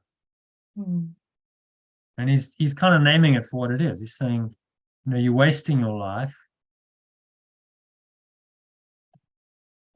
and your true creative powers, maybe we keep creative there, because we miscreate. We go, oh, well, we have the power to create our own reality, so let's make the world a better place. Let's go on this whole track of progress and technology, and let's try and make this a better world to live in for people. Now the ego is going to say, what's wrong with that? No, that's progress. That's how things work. And if we hadn't done that, then we'd all still be in caves and living in a kind of very backward way. But you look at those ancient societies, We'll still be walking everywhere. well, they were probably more tapped into spirit, a lot more than we are currently, a lot more. Well, look at the indigenous people, for example. They are connected They were to more spirit. connected to source, to spirit. They they had the original spiritual tradition is the shamanic tradition. They had the shamans, and they the shaman was the most important person in the tribe, because they were the agent of the spirit. They interpreted the spirit, and they helped people to connect with the spirit world. And so they were more important than the chief and the whole political structure. So you could argue that they were more connected, a lot more connected to their source and spirit than we are currently. That's for sure. So then have we actually I met made some amazing indigenous people, like really, wow. It's like in another, you are like in another dimension right there. Yeah. So have we actually made progress then? Have all these well, when you meet them, needs, you're like, no, they are more advanced spiritually than we are. Spiritually. So, for all of the time and effort and energy of civilization, progress, technology, which the ego has sponsored eagerly, have we actually made progress at all? And Yeshua was saying, no, you haven't. This is we made progress in destructing the planet in so many ways. Yeah, polluting. So that's not progress. You actually, it's destructive. The whole illusion of progress. You're going in the wrong direction. We've gone out of the spirit. We've gone really into form. Believed in that, so completely. We now have a scientific materialist paradigm, which is the New World religion, that teaches us that only form is real, and there is no spirit, and there is no mind, which is a complete departure from these ancient cultures who understood that the spirit was primary and the form followed the spirit.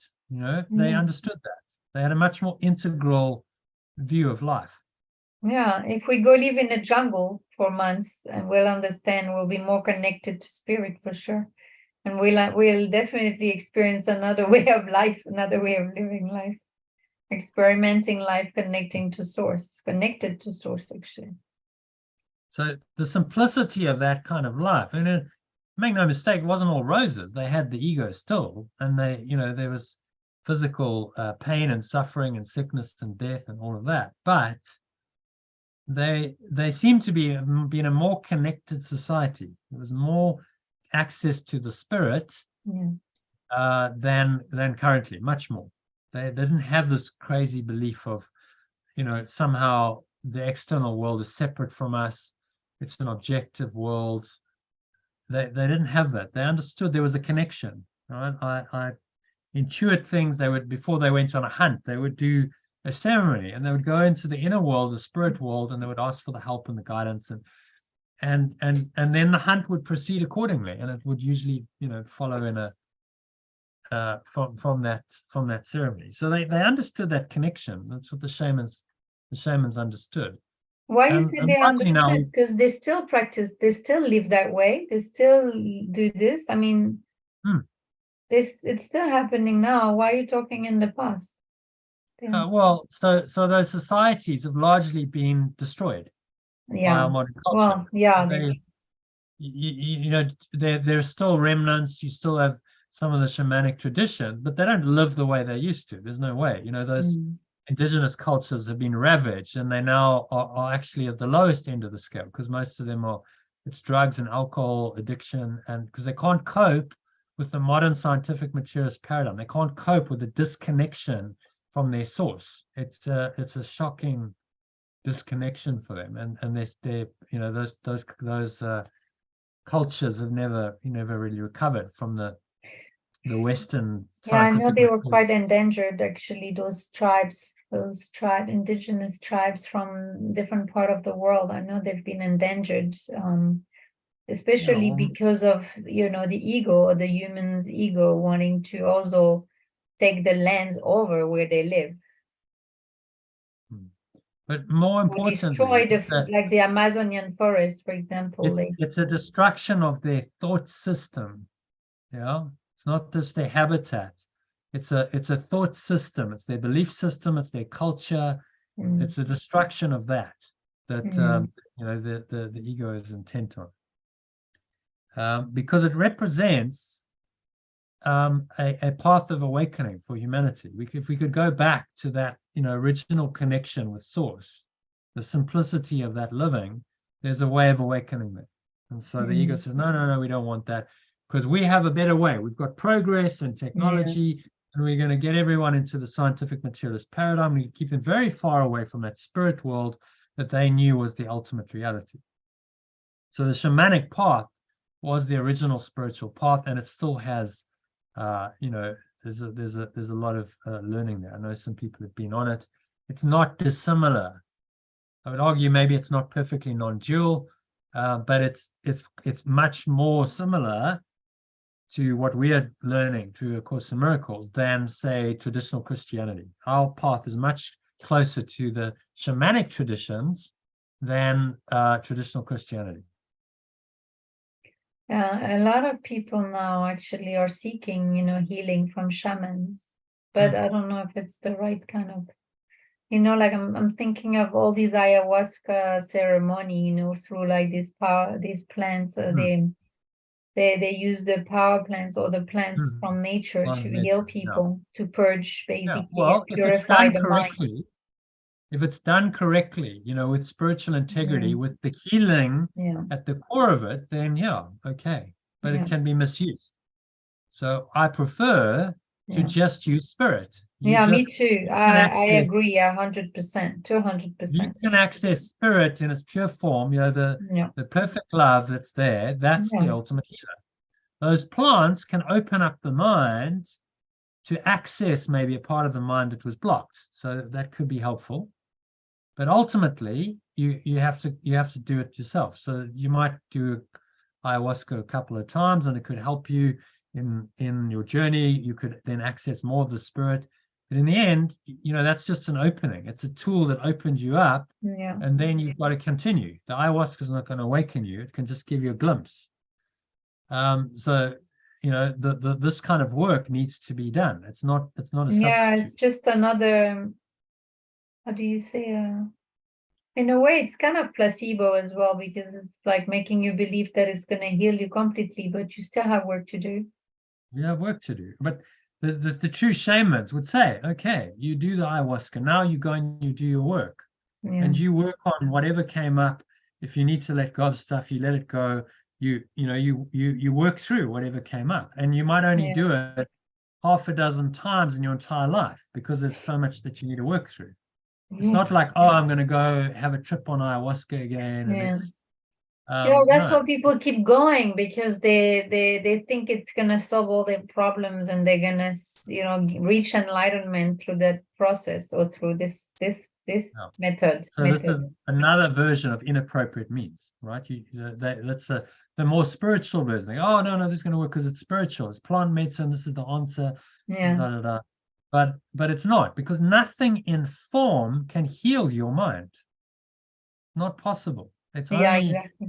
Only This your is, some mind, people don't even, like, sometimes they actually lose connection of their own spirit through this process, actually. So it is not fully always appropriate. Yeah, you know, it's like anything. Can become a false idol. There's magic, and you're going, the ayahuasca is going to magic. And it's not the case. The ayahuasca can open you up to a spiritual experience, can expand your vision so that the spiritual vision can come in, and you can see something you didn't see. And that could be valuable. But then you have to go and you have to do the work to access that yourself. Yeah, absolutely. And I learn really how to do believe that that yourself the best without way the is to substance. connect through spirit. That's the best way I feel personally, because I had so many opportunities, so many people offered me to do this Yeah, journey, I like never this did it. retreat ceremony, but I'm like not being called for this, to do this. I'm being called to do it through my own spirit. Yeah.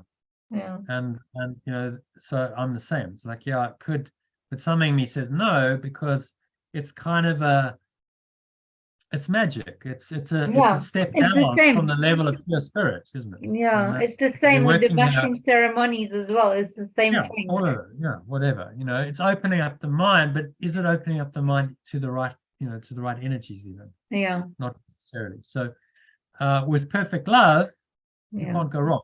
Your formless awareness of perfect love, yeah, there's no downside to that. There's no negative side effects. yeah. There's no like this can be misused. It's as you said, atonement is not a double-edged sword. It cannot be misused. Yeah, So it's the one thing you can do that has no negative side effect. It can only be used for good.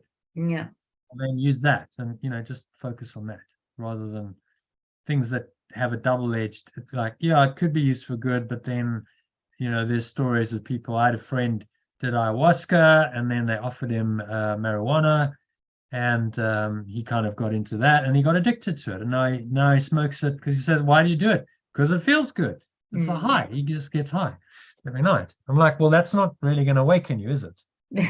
That's yeah, seeking pleasure. It's another Yeah. form of pleasure. yeah, Oh yeah, it checks me out. I can get the pleasure. I can get the high. Life's okay. But have you done the work yourself to correct your mind? No, you're using the substance to do it. yeah, So the correction hasn't really happened. You just, I need to relax, smoke the dope, and it brings me the state I want.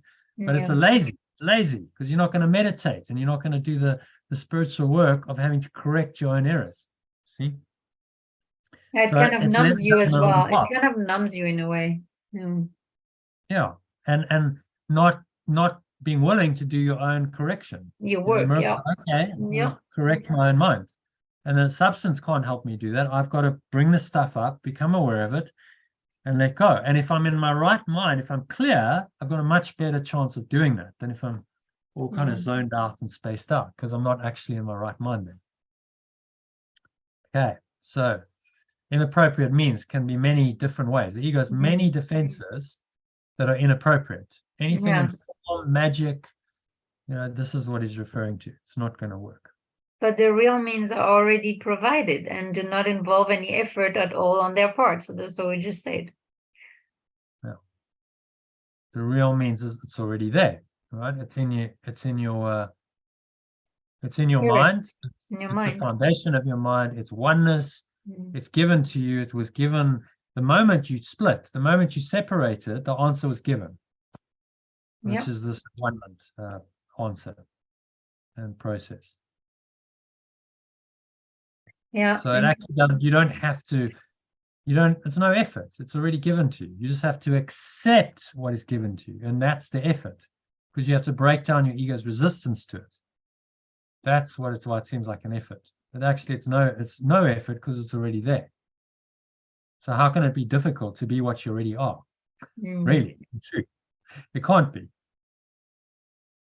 It's only our I just resistance. realized actually my spirit I'm in some situation or circumstances is stronger. My holy, I don't know if it's Holy Spirit, but maybe my true spirit knows what's best for me, and in certain situations, like like people around you offering drugs, or even like those what we were talking about, is plant medicine and stuff, because I know my spirit always kicks in and say, no, you don't need that, like, so it's like, in a way I'm realizing that my ego can actually resist not resist, but my ego, so how do you say, it fails at sometimes maybe getting influence, or it's, yeah, so my true spirit takes over, and I get I'm more in into the guidance. truth. You're getting I'm more into the guidance. truth in knowing what's good,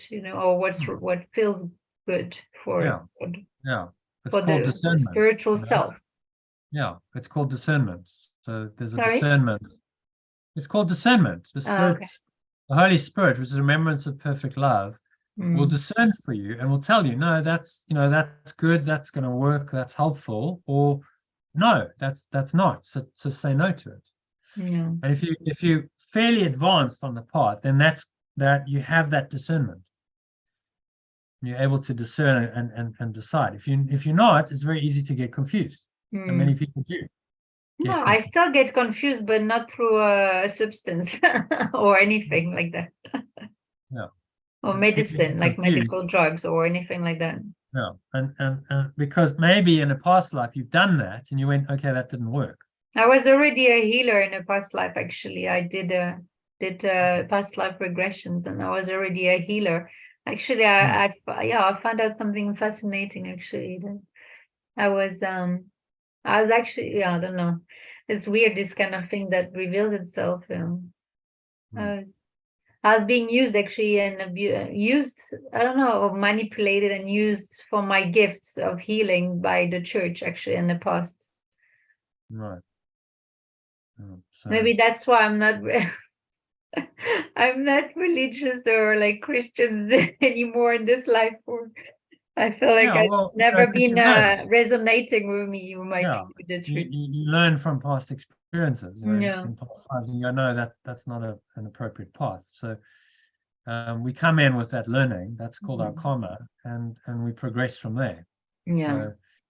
So and so you've had experiences that have created this life, and that's why you come in maybe a slightly more advanced soul than your family, and then they don't understand that what you're on about, because you've had these experiences and you see more of the truth than they do. Yeah.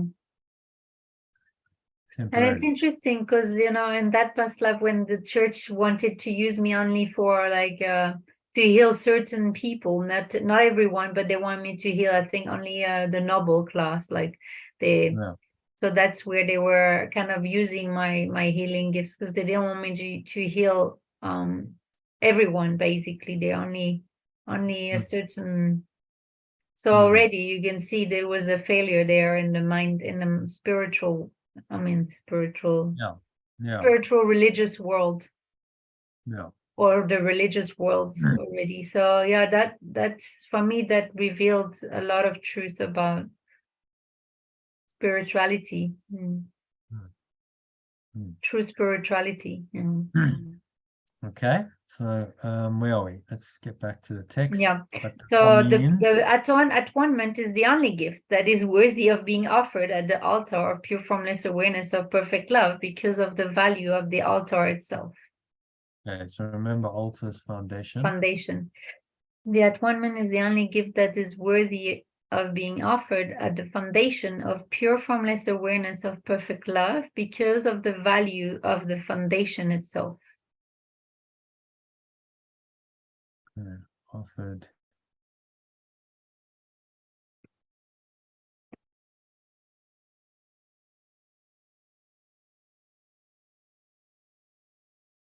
Offered how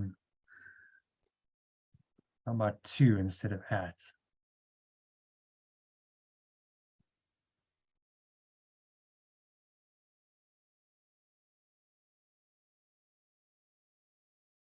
So read that from the top. The atonement is the only gift. The atonement is the only gift that is worthy of being offered to the foundation of perfect love, because of the value of the foundation itself. Okay, this makes sense. Offered to the foundation, which is your mind, because of the value of the foundation itself. The value of the foundation is infinite. So the altar, it was created perfect. It was created perfect and is entirely worthy of receiving perfection. I think I would leave it the way it is. Yeah, created perfect. Or it was made perfect, or It is perfect. Yeah, Like that, it is simple. perfect. And it's entirely worthy of. Because created implies sort of some kind of past. It was done in the past, but it's not the case. It is. I suppose you could say it is extended. Perfect. It is extended perfect and is entirely worthy of receiving perfection. Extended perfectly.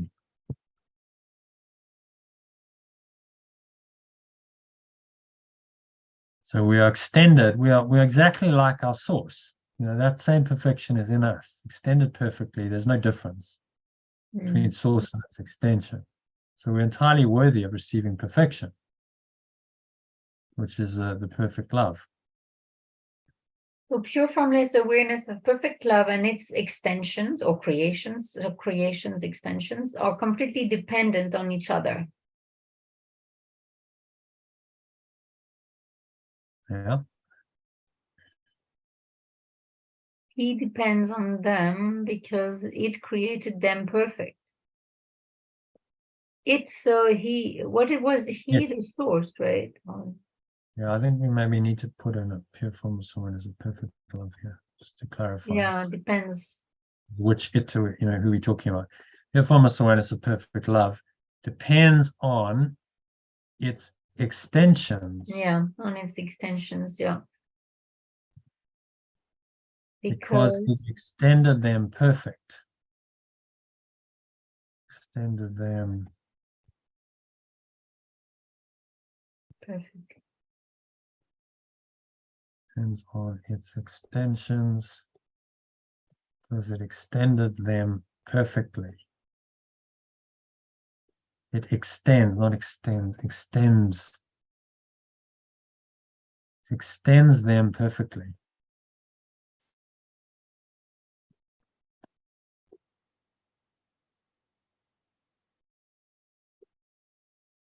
Okay. It sounds weird to me when we repeat the same extension, extend. It sounds a bit weird in the. I don't know, maybe it's. Pure formless awareness depends on its I would extension. leave created them perfectly.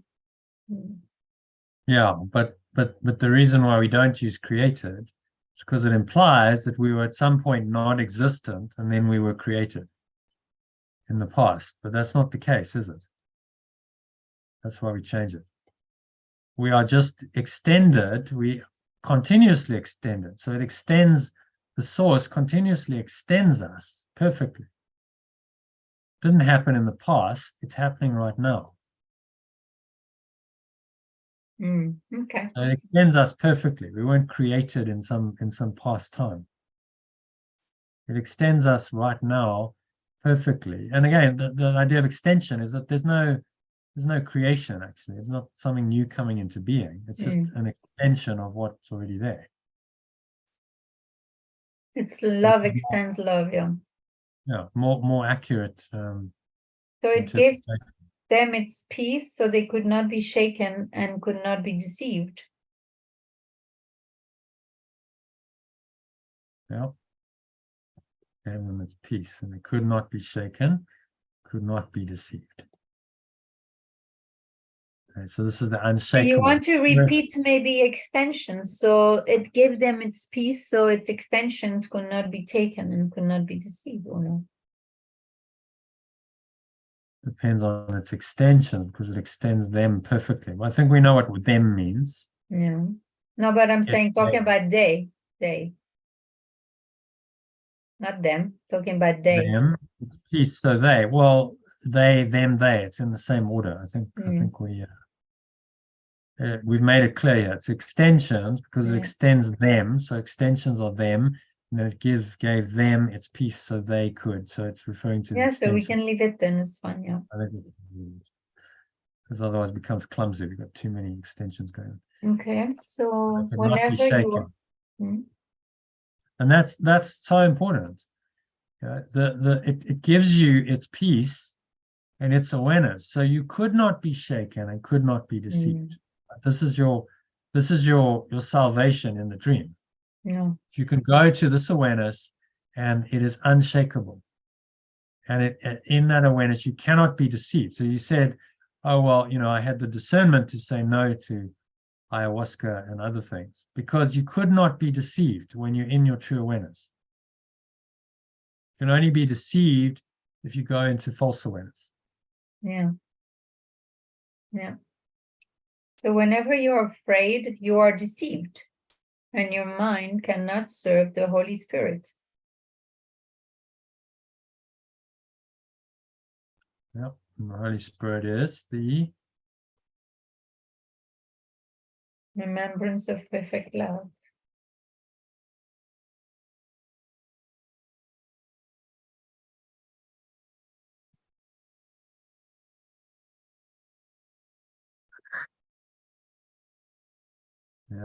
this. But why don't you just say the cannot serve perfect love here? Well, Can we you not just translate the say Holy just Spirit as cannot a serve remembrance. perfect love instead of the remembrance of perfect love? We could do, but we try and keep consistent with the translation. So he says, the Holy Spirit is that memory of it, right? It's not the thing itself, but it's the memory of it that now comes into your mind. So it serves the remembrance. We use remembrance rather than memory. It means the same thing. It serves this remembrance. You're going to remember the more you listen to it. Your mind cannot serve the remembrance of perfect love. I'm just trying to stay consistent with the translations. So there's a consistency. You go, okay, Holy Spirit is remembrance of perfect love. Okay, it makes sense. Otherwise, it create too much confusion. You could say the remembrance of cannot serve perfect love. You could say that, because the remembrance of perfect love is the connection to perfect love. But it's like the bridge; it's the intermediary. You before you go to perfect love, you've got to remember it. So the memory of it is what then interprets the world for you anew, and guides your actions and thoughts in this world. Okay. This starves you by denying you your daily bread. Okay. You want to change daily bread, maybe? This starves you by denying you your daily sustenance, daily source of sustenance. Sustenance, yeah. Your daily truth. Daily truth. Yeah, that also works. Well, bread. I mean, what he's talking about, bread, but it's obviously Yeah, it's symbolic. What he's really referring to is something that sustains you. You need bread to sustain the physical body, but you need spirit to sustain the mind. So I think sustenance. Daily sustenance. Happy with that? Yeah, I was just wondering about the spelling. Sustenance. I'm thinking sustainable. It's written with AI, that's why. Yeah, but when you do it as sustenance, Oh, yeah, okay. I misspelled it. It show me. It gives me does the word. Yeah. That's good. Okay. So pure formless awareness of perfect love is lonely without its extensions, and they are lonely without it. Yeah. So he's using poetic license here. They are lonely. Saying that pure formless awareness of perfect love is lonely implies that it can be less than what it is. Less than perfect, yeah? I thought if it was truth, if perfect love, if pure formless awareness of perfect love is the truth, why would it be lonely and don't get Exactly. So it's poetic license. It's not actually the case. It's saying pure formless awareness of perfect love. Doesn't make sense here to me. Yeah. Well, it's what he's trying to communicate here is that the awareness of perfect love wants to reach you. Yeah. Yeah. There's kind of this power that wants to connect to you and reach you. And he's using poetic license and saying, well, it's lonely. It's not actually the case. Because if it wouldn't be pure formless awareness of perfect love, then if it could be lonely, it would be, its purity would have been diminished somehow. So pure formless awareness of perfect love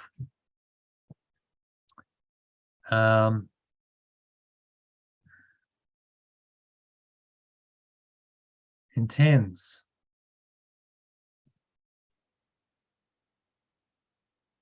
to make itself known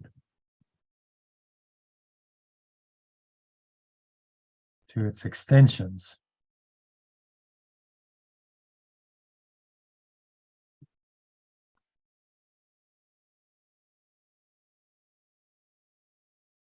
And we can use wants. It doesn't really want. Again, we're using language to try and describe what's beyond language, but wants to make itself known to its extensions.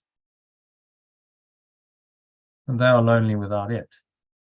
So the loneliness is part of the limit on the miscreation, isn't it? Because we feel that loneliness, that separation, and then there's a call to heal that. And it's calling to us. It wants to make itself known to us. So the loneliness is how we can then find it. The pain of the separation can be the catalyst for seeking the truth and finding it. But I think that's better. Do you agree? Pure formless awareness of perfect love wants to make itself known to its extensions, and they are lonely without it. So there's this it wants to come through, and without it, we feel lonely and bereft.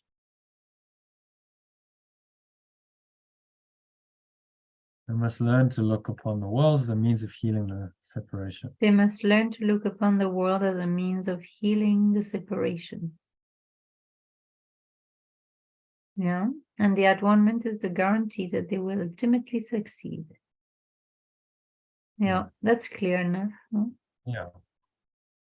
So the only To purpose of the perceive. world is it's a means of healing the separation. That's what it's there. Yeah. If we use it correctly, we interpret everything as a means of healing the separation.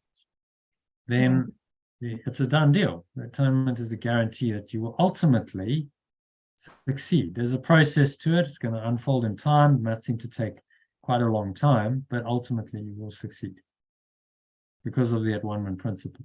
Yeah. Which is very encouraging. Okay, so what's he saying here in summary of the final paragraph?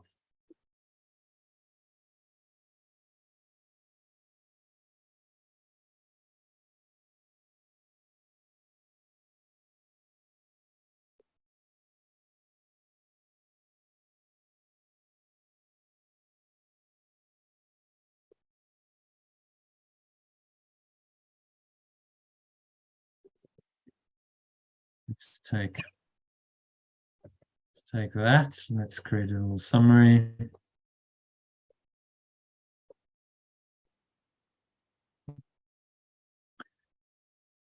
Okay, so the formless awareness of perfect love. Give its peace, or give peace.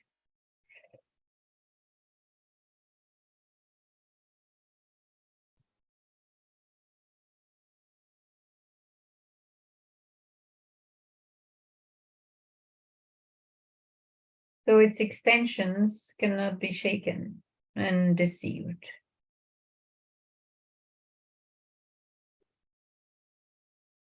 So I, remember, this is personal. So I could not be shaken or deceived. Or deceived, yeah. Gave me its peace. I could not be shaken or deceived. Right, I am deceived in my. Whenever I am afraid, or when I am afraid. Yeah, whenever I am afraid, I am deceived. And my mind cannot serve the remembrance of perfect love.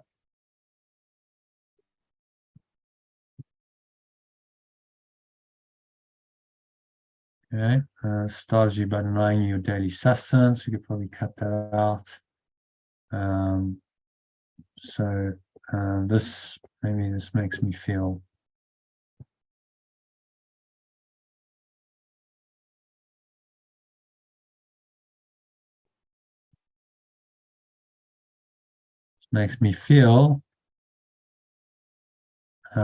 A lack of sustenance, no? well, it makes me feel abandoned and alone, doesn't it? That's what it makes me feel. But it's talking about sustenance there. Yeah, I know, but I'm just kind of paraphrasing this makes me feel I would say abandoned. empty. It makes me feel empty. If I don't have sustenance, you feel Yeah. empty. Okay, empty, abandoned and alone. But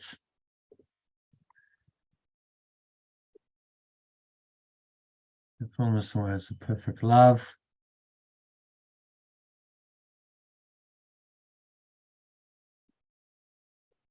Was to make itself known to me. Wants to make it more worse. So I must Known to me. Yeah? learn to perceive the world as a means of healing the separation, healing My separation healing my separation from of source. it. No, Or my from, apparent separation from yeah. it. Yeah. And known to me, it's missing two. Okay, and to me, it's a means of healing my apparent separation from it. And that's a nice line to finish. The one-ment is the guarantee that I will ultimately Succeed. Yeah, that's a good end. a lovely closing kind of, okay, it's a done deal, basically, he's saying. However, it's a process, right? It's a done deal, but the paradox of it is, it may be a done deal, but there's a process of working out that done deal in time. And that process is that one-man process. And that's why miracles are needed and letting go is needed. Now scroll down again, there's a 9. I saw a 9 there. Yeah, there, 9. Whenever I'm afraid. Yeah. No, okay, so read that from read that from the top. Okay, actually, the whole personalized executive summary. Okay, so my Actually, focus on the body will not lead me to atonement, but delay my awakening. I defend my body to protect my separate self, and my focus on the beautiful structures is a sign of my unwillingness to look within my mind and my fear of atonement. Let's just clarify. Beautiful structures Yeah. in form. Sign of my unwillingness to Yeah. look within my mind and my fear of atonement. The true beauty of any form lies in its foundation, which is pure formless awareness of perfect love. Before I decided to deny my pure formless awareness of perfect love, I could not fear because fear did not exist. I must undo both the separation and the fear, which are miscreations of my belief in separation, to allow my mind and body to receive the benefits of oneness. This heals my belief in separation because it is the one effective defense against all separation thoughts and makes me perfectly invulnerable to them. Okay. So kind of stating the obvious, but oneness is the only defense against separation. Mm-hmm. There's no other. You can't counter separation with more separation. It's not going to heal it. I can delay my acceptance of the atonement and procrastinate seemingly forever in time, but my ability to do this has been limited by my remembrance of perfect love. And so ultimately, I must accept the atonement for myself and my own free awareness in the process. The remembrance of perfect love looks within my mind and recognizes the need for correction of my fundamental beliefs, which reestablishes the true power of my mind and makes it increasingly unable to tolerate delay. So I become more and more sensitive to what I would previously have regarded as very minor discomfort. Pure formless awareness of perfect love gave me its peace, so I could not be shaken or deceived. Whenever I am afraid, I am deceived, and my mind cannot serve the remembrance of perfect love. This makes me feel empty, abandoned, and alone. But pure formless awareness of perfect love wants to make itself known to me. So I must learn to perceive the world as a means of healing my apparent separation from it. The at-one-ment is the guarantee that I will ultimately succeed. Nice. So we got a nice, fairly tight summary of what this is saying. Yeah. So, would you like to do a meditation on this to close out the session? Yeah, we could do a short meditation. Okay. Yeah. Let's just ask everyone, any questions on anything? Happy with It's good, Johnny. Oh, good. okay. All good. All good. Being undone systematically and progressively through this process. And yeah, we've now got, that's done for future years, future generations. Got a really nice translation with a summary that hopefully makes this a lot more accessible. And then I'm recording a meditation on it. So then you'll have the meditation, you'll have the document, the translation, you'll have the meditation on the summary. It's gonna make this course come alive, I think, for people. It's like, wow, I'm actually gonna really start understanding this finally, after years of maybe struggling. So that's the program. Thank you. It's a joint effort. We're all doing it. It does take time and patience, but it's going to be well worth it. All right, so in that recording, so just making yourselves comfortable, sitting in your favorite meditation posture, each shoulder width apart, back straight, up your hands in your lap, sitting comfortably, close your eyes, and start off by taking a nice deep breath in through the nose. So breathing in, noticing how the stomach rises and the chest rises and the subtle flow of air in through the nostrils. Clench the sphincter muscle, pause at the top of the inhale. So just scan your mind, be aware of thoughts, emotions, body sensations going on. Particularly anything that feels negative, limiting, contracted or constricting in any way. You breathe into all that. Breathe in the spacious awareness, loving awareness, transmutes all of it, and I'm going to just let some of that go. You're just going to exhale out, blow it out, and breathe your breath.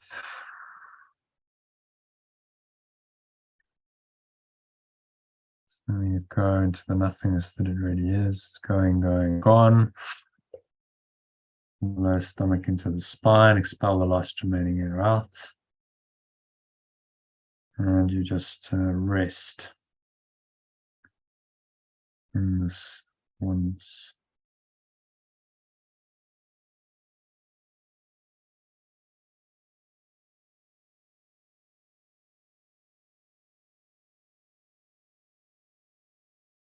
So just breathing in and out through your nose now. Nice, deep, slow, rhythmical breaths. Focus all attention on the breath. Subtle sensations of the breath flowing into the nostrils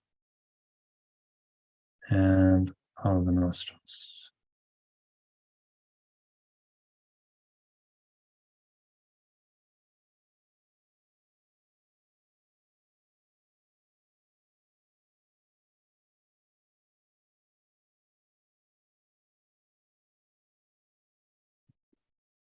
Nowhere else to go, nothing else to do, nothing else to think about. You're just going to breathe, relax, be still.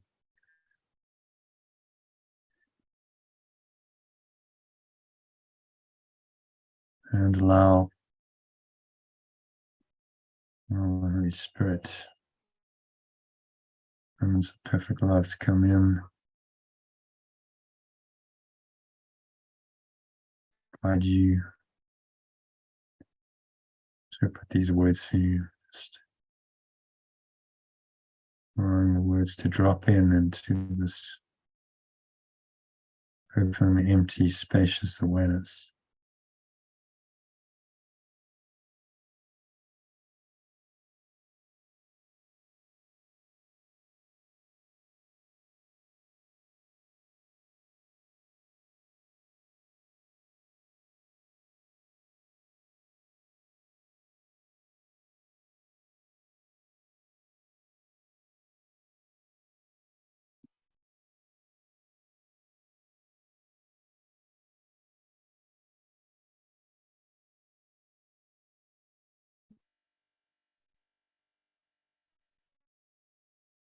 And listen to these words. Listen energetically. So there's a listen with your heart. You put one hand in your heart. That helps to connect to your heart space.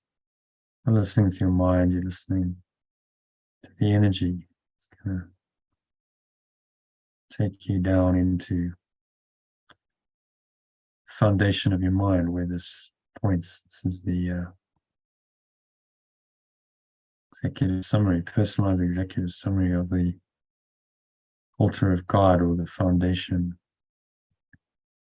of perfect love, as we translate it. The section of the text we just studied, section 3 of chapter 2 it is.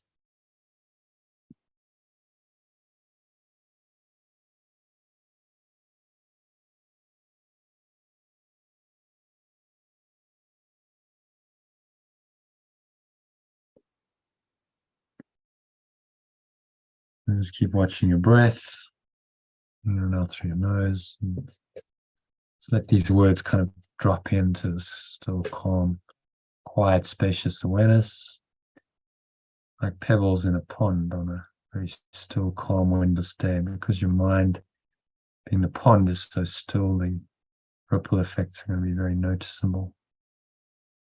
Going to ripple all the way into the depths of your subconscious mind.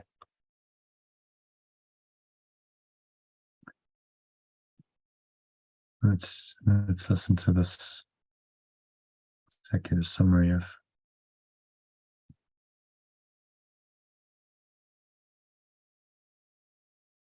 this section. So just try and say these words after me. It's about personalizing them and making this yours by personalizing it. So it's not theoretical, somewhere out there. It's directly applicable to you in your life. So my focus on the body will not lead me to at-one-ment, but delay my awakening to this at-one-ment. I defend my body to protect my separate self, and my focus on beautiful structures in form is a sign of my unwillingness to look within my mind and my fear of at-one-ment. And so if I focus on the body and I focus on beautiful structures, whatever that may be, I like beautiful architecture, I like beautiful things. Anything in form is a sign of my fear of at-one-ment. The true beauty of any form lies in its foundation, which is pure formless awareness of perfect love. And so underlying every form is the truth. God is in everything I see. This is one of the course lessons, because God is in my mind. It's in everything I see because it's the fundamental awareness without which I could not have existence. I would not exist if I didn't have this. My perceptions are underlain by this awareness, always. And the real beauty of anything that I perceive in form is this awareness. It's really this awareness perceiving itself in every form. Underlying every form is this awareness. So I see everything as myself, capital S. Namaste, I see you as I am. I see myself in you.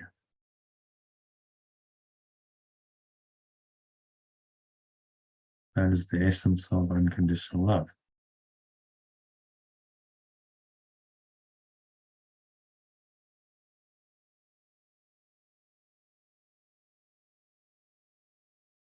So just keep watching your breath, moving in and out through your nose.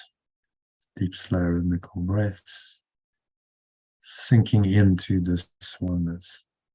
Deeper and deeper with each breath. Into the at-one-ment it's talking about. Sense of deep oneness. So before I decided to deny my pure formless awareness of perfect love, I could not fear because fear did not exist. Fear is a product of the belief in separation.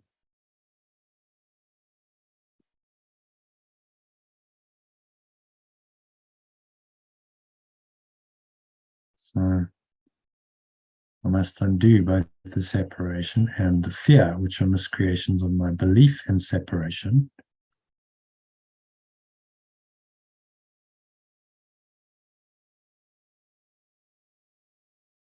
Allow my mind and body to receive the benefits of oneness.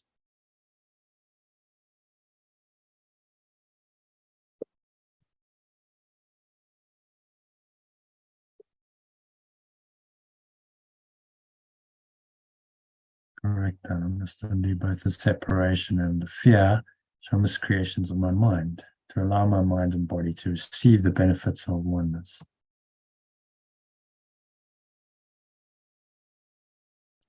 So this heals my belief in separation, because it is the one effective defense against all separation thoughts. Makes me perfectly invulnerable to them. So he's giving us the one answer, which is oneness. What else could counter separation? But perfect oneness. So one effective defense against all separation thoughts. Remember that.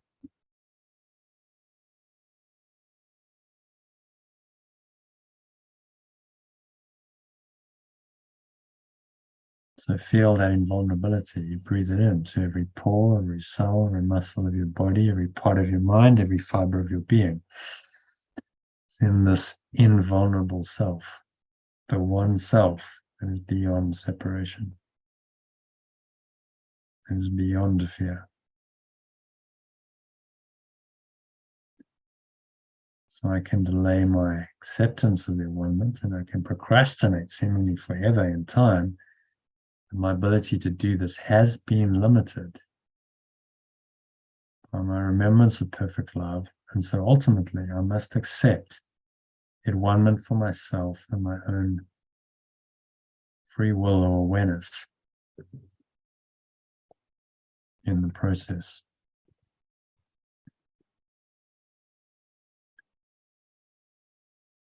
And delay, I can procrastinate, but in the end, it's a done deal. I must accept one-ment for myself, and at some point in time, I will do that, because the pain of not doing that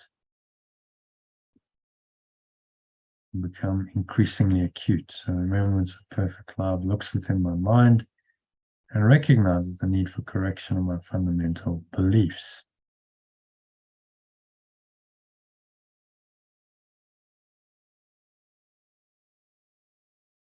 Reestablishes the true power of my mind, makes it increasingly unable to tolerate delay. So I become more and more sensitive to what I would previously have regarded as very minor discomfort.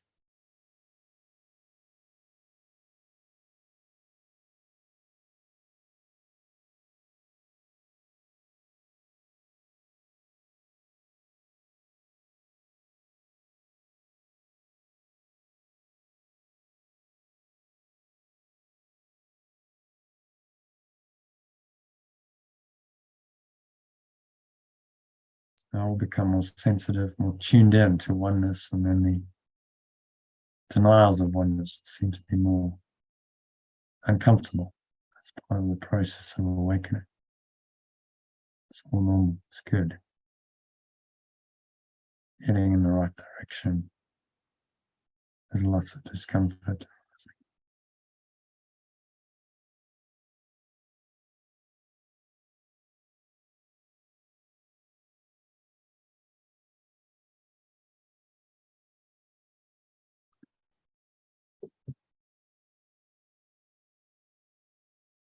Keep watching your breath, breathing in and out through your nose. It's feeling into this. You feel this oneness, this love. Oneness is a felt experience primarily. It's just intellectual, theoretical, abstract. It's felt experience. Feel it in your heart as you breathe in. Dropping into your heart center and feel this a warm, loving awareness, openness there. Openness to the source.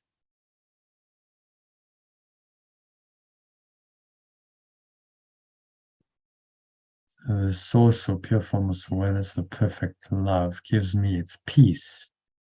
So I cannot be shaken or deceived. And this peace tells me that intrusions of mind and discomfort, they really can't shake me. I maintain, stay rooted in the deeper peace that it brings me. Whenever I'm afraid, I am deceived and my mind cannot serve the remembrance of perfect love.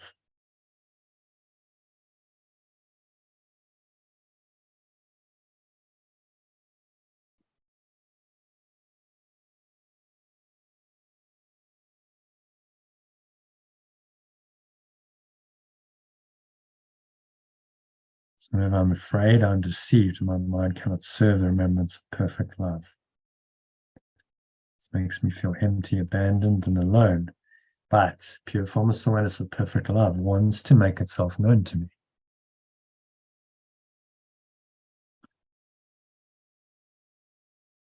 So I must learn to perceive the world as a means of healing my apparent separation from it. That's the only purpose of it. It wants to make itself known to me while I'm living in time and space. It does that by this miraculous process called corrections. Correct my mind, I open my mind to the corrections, and then they seem to happen. So I must learn to perceive the world as a means of healing my apparent separation from pure formless awareness of perfect love. It's the only purpose for it, the only reason I'm here.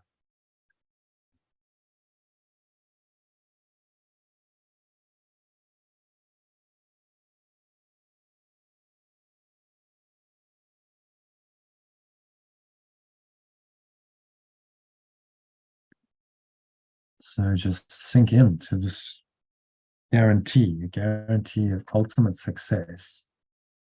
That is the at-one-ment, knowing that it's a done deal. You can relax. It's all unfolding as it should, and the end result is a done deal.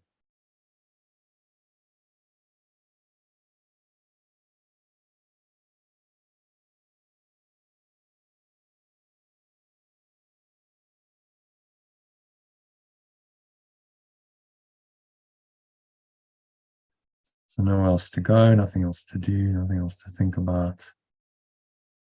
Just really relax and be still.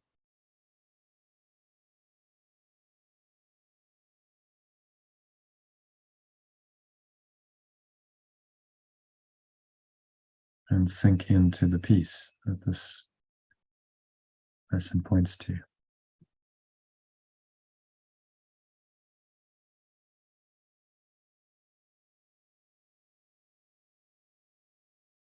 Nowhere else to go, nothing else to do, nothing else to think about. On the next couple of minutes, just breathe, relax, and be still.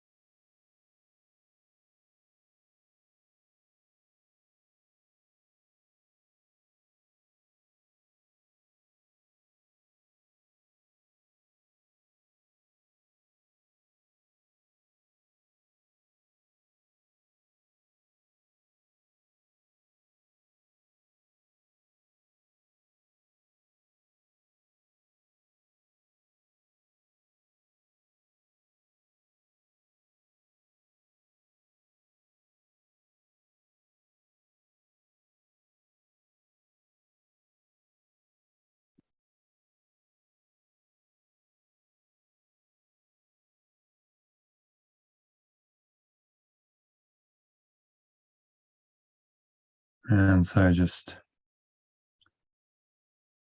coming back, deeper awareness into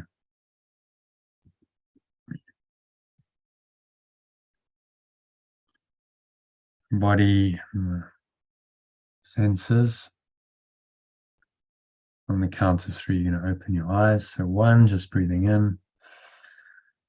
Noticing how the stomach rises and the chest rises and the subtle flow of air in through the nostrils.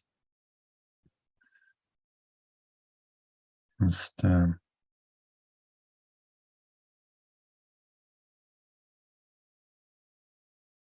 towards the top of the inhale, scan your mind. Noticing any thoughts and emotions, any body sensations going on, particularly anything that feels negative, limiting, contracted, constricting, and you're going to let it go. The help of your breath.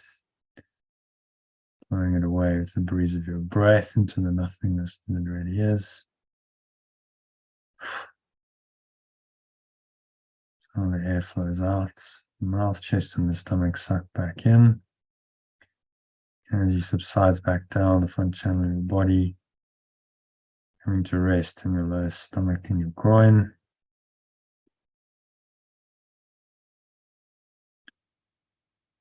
Count of 2, notice the weight of your body pressing down into the chair, your feet touching the ground. Notice what you're feeling and touching. Maybe there's a subtle flow of air in your skin. As you breathe in, notice any smell in your nose, taste in your mouth perhaps. Notice what you're hearing, the surrounding environment. Just noticing all these things from this very still, calm, and surrendered state of mind. And you're just rooted in your peace. You're unshakable and undisturbable, as this lesson says. From so perfect love gives you its peace. So you cannot be shaken or deceived by any of the ego's projections. So say that to yourself. I am this peace. I am this love. I cannot be shaken or disturbed by any projections of the ego mind. I rest in this peace of God or pure formless awareness, perfect love that surpasses all understanding. Anchor the state in, acknowledge it, and then on the count of 3, open your eyes. So just take a minute to look around, and you may as well practice today's workbook lesson one more time. So as you look around, just remind yourself that I don't understand anything I see. Do not understand anything I see. So you slowly look around. So your eyes just rest randomly on whatever they happen to rest on. Apply the idea slowly, systematically to each thing. I don't understand this table. I don't understand this wall. Say that for, say, a dozen objects. Spend a couple of seconds on each one and move on. Don't select anything particularly or avoid anything, just whatever your eyes happen to rest on. Notice how you're feeling, the same peace.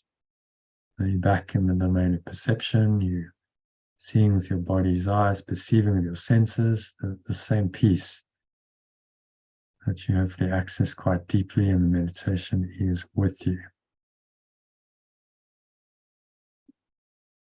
Peace of God, peace of perfect love that surpasses all understanding, it's been called. So you just connect to that peace. And one more time, just say the lesson, can I do not understand anything I see? And just how you're feeling now.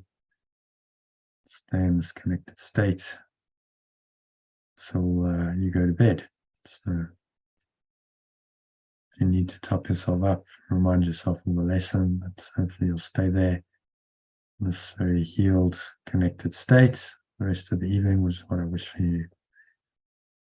Very peaceful, connected evening and a good sleep ahead. And I'll see you tomorrow for the next live session at the normal time, 12:30 UK time, 1:30 French time, 2:30 South African time. So thanks everyone for that, and it's a wrap for the session. Good session, and I'll see you tomorrow. Yeah, thank you. All right, namaste. Good night. Namaste. Night, everyone. Thank you. Namaste.